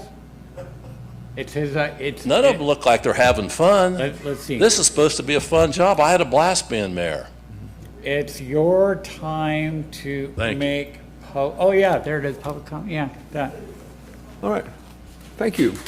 I have a comment card. I have a comment card from Dana Bobick. Did I say that right? Looks like she is not here. How about Holly Denninger?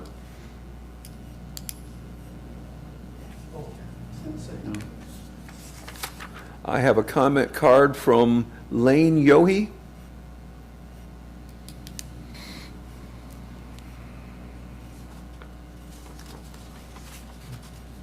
Hello, Commissioners and the Mayor. I'm Lane Yohe, a 13-year-old political activist from Troy, Ohio. I'll be running for the mayor's office myself in 2031 for Troy. And I don't know about you, but the people are tired of hearing what you guys will do for yourselves and not the people. I come here not only to stand up for the people of Piqua, but for the people of Troy as well. This is a Miami County issue, and I hope that you guys know that.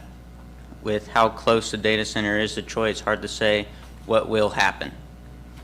And Mayor Vetter, I emailed you maybe a month or two ago regarding this data center, and I got zero response. If the people's concerns are your concerns as well, and that's what you want to live by, then you would know the answers to answer the questions asked. And that wouldn't be to relieve me, but to relieve the people, the ones who are truly going to face the struggles that this data center brings. This data center will do nothing but create more corruption within the state of Ohio.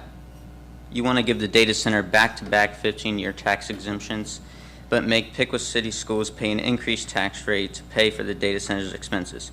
That's corruption, and from my eyes, that's also theft. Theft that you make legal, but should be illegal.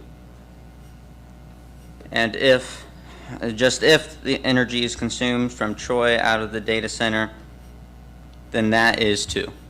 The $1 billion can be used for so much more. Before I'm done here, understand that what you are allowing doesn't help the people in the slightest bit. Thank you.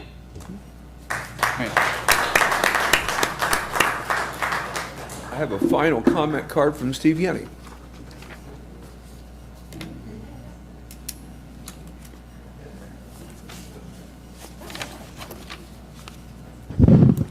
So there was an energy board meeting last week, I think, or was it this week? Yeah, it was last week. And you left after you ate, like 12:10, 12:15. That morning when so some of the people I work with, you know, on things, they talked me into going to the energy board meeting because nobody was going to show up, and I thought RJ would be there, but then I learned later in the week that RJ was on vacation last week, right before this big ordinance, the one that I created the flyers for. And so you left. You didn't show up at all. When I looked at the schedule in the morning for the executive session, that was at 2 o'clock. And then at 12:35 that day, it got changed to 1 o'clock. So I don't know if that was a mistake, but that's an open meetings violation for sure. So why'd you leave? You won't tell me. But I expect to see RJ there, and I was going to ask him about that letter that was backdate. Well, I mean, so we made a records request on 7/7, July 7th. Well, I mean, it was on the ordinance was on the agenda. This same ordinance, you know, AES Ohio, and that was the first reading. So it made a records request, and we finally got records about the 23rd, and we find that the letter was drafted just to fulfill a part of our records request. I mean, 8 days after. you know? And they have to have a letter written to explain why the breakdown for the $2.1 million in appropriations. And, you know, like I said, I've taken the letter and simplified it, and I'll give you a copy of this. But how many things have I sent you guys? How many times have I been up here in that non-agenda public comment, talk to you, give you things on Civic Plus? You don't do anything. You've never done a single thing. Finally got the meetings back on YouTube. Yeah, and I was the guy. I mean, and that's the whole reason I started getting involved. Because I went with Paul, and Paul was, you know, he was supposed to introduce an ordinance back in the fall. Never did it. Yeah, Paul, you didn't. I worked with you on that. I mean, I talked to you after June 2nd meeting, I think it was, and you said, well, I didn't know we have to change the rules to get the non-agenda public comment back on the YouTube. And here we are. It's August. Have you made a move to do anything to get that back on there? Because you said you wanted to do it. It wasn't my idea. A lot of other people, you know, said they wanted it back on the video. And have you done anything? I mean, it's just like I said. You guys just really don't care. Steve, it's on. It's on. You're live. You're live right You're now. live on YouTube. Well, how's that possible? Someone flipped a switch, I guess. But it's in the code. It's in the rules of conduct that this part of the meeting won't be filmed. So this is the first time. Great. Okay, so I sent, finally got fed up with the minutes, and I sent a notice of intent to sue for the last meeting, and they were for the 7 minutes, and it wasn't just for me. There was mistakes about things said by the number of backup generators, all kinds of mistakes in the minutes. And so I did an analysis, and the minutes were put right back in from 7/7 without any changes at all. They're identical. So did you pass those minutes tonight? You probably did. And I'm probably going to have to take action. There was an addendum that was written up for us that we amended them. That the minutes were done, the amendment was done with the separate document that was waiting for us here. Well, anyway, so there was two different packets. There was one released Friday at about 3 o'clock, and this is the analysis on that one. And it was all the mistakes. And some of them are like Chief Siron, not Chief Byron. I mean, just a simple little thing you could run through any kind of spell checker, AI, or whatever, and it could just tell you, you know, just fix the mistakes, right? So I ran the packet through after they came out with a new one that fixed the resolution for the Charter Committee resolution. And still got the same mistakes. Now, you know, some of the other stuff dropped out, so it's a little shorter. It's only 2 1/4 pages now instead of 3 1/2. But how many times have I told you? Last meeting, your IT department, they suck. They totally suck. They're not working with her. She doesn't have to do any minutes. All she has to do is run the YouTube video through some software. It'll produce speaker-dependent minutes, and all she'll have to do is correct names and things like that. That's it. So there's, you know, I've been telling you the same thing over and over and over. I'm sick and tired of it. My life was ruined by COVID. And you all got normal brains, I guess, but I don't think so. I look around and I just wonder, your staff, I mean, I can't say one good thing about anybody on your staff. Certainly not my neighbor at this point, because what he did tonight was ridiculous. You paid Bricker Graydon. That's ridiculous.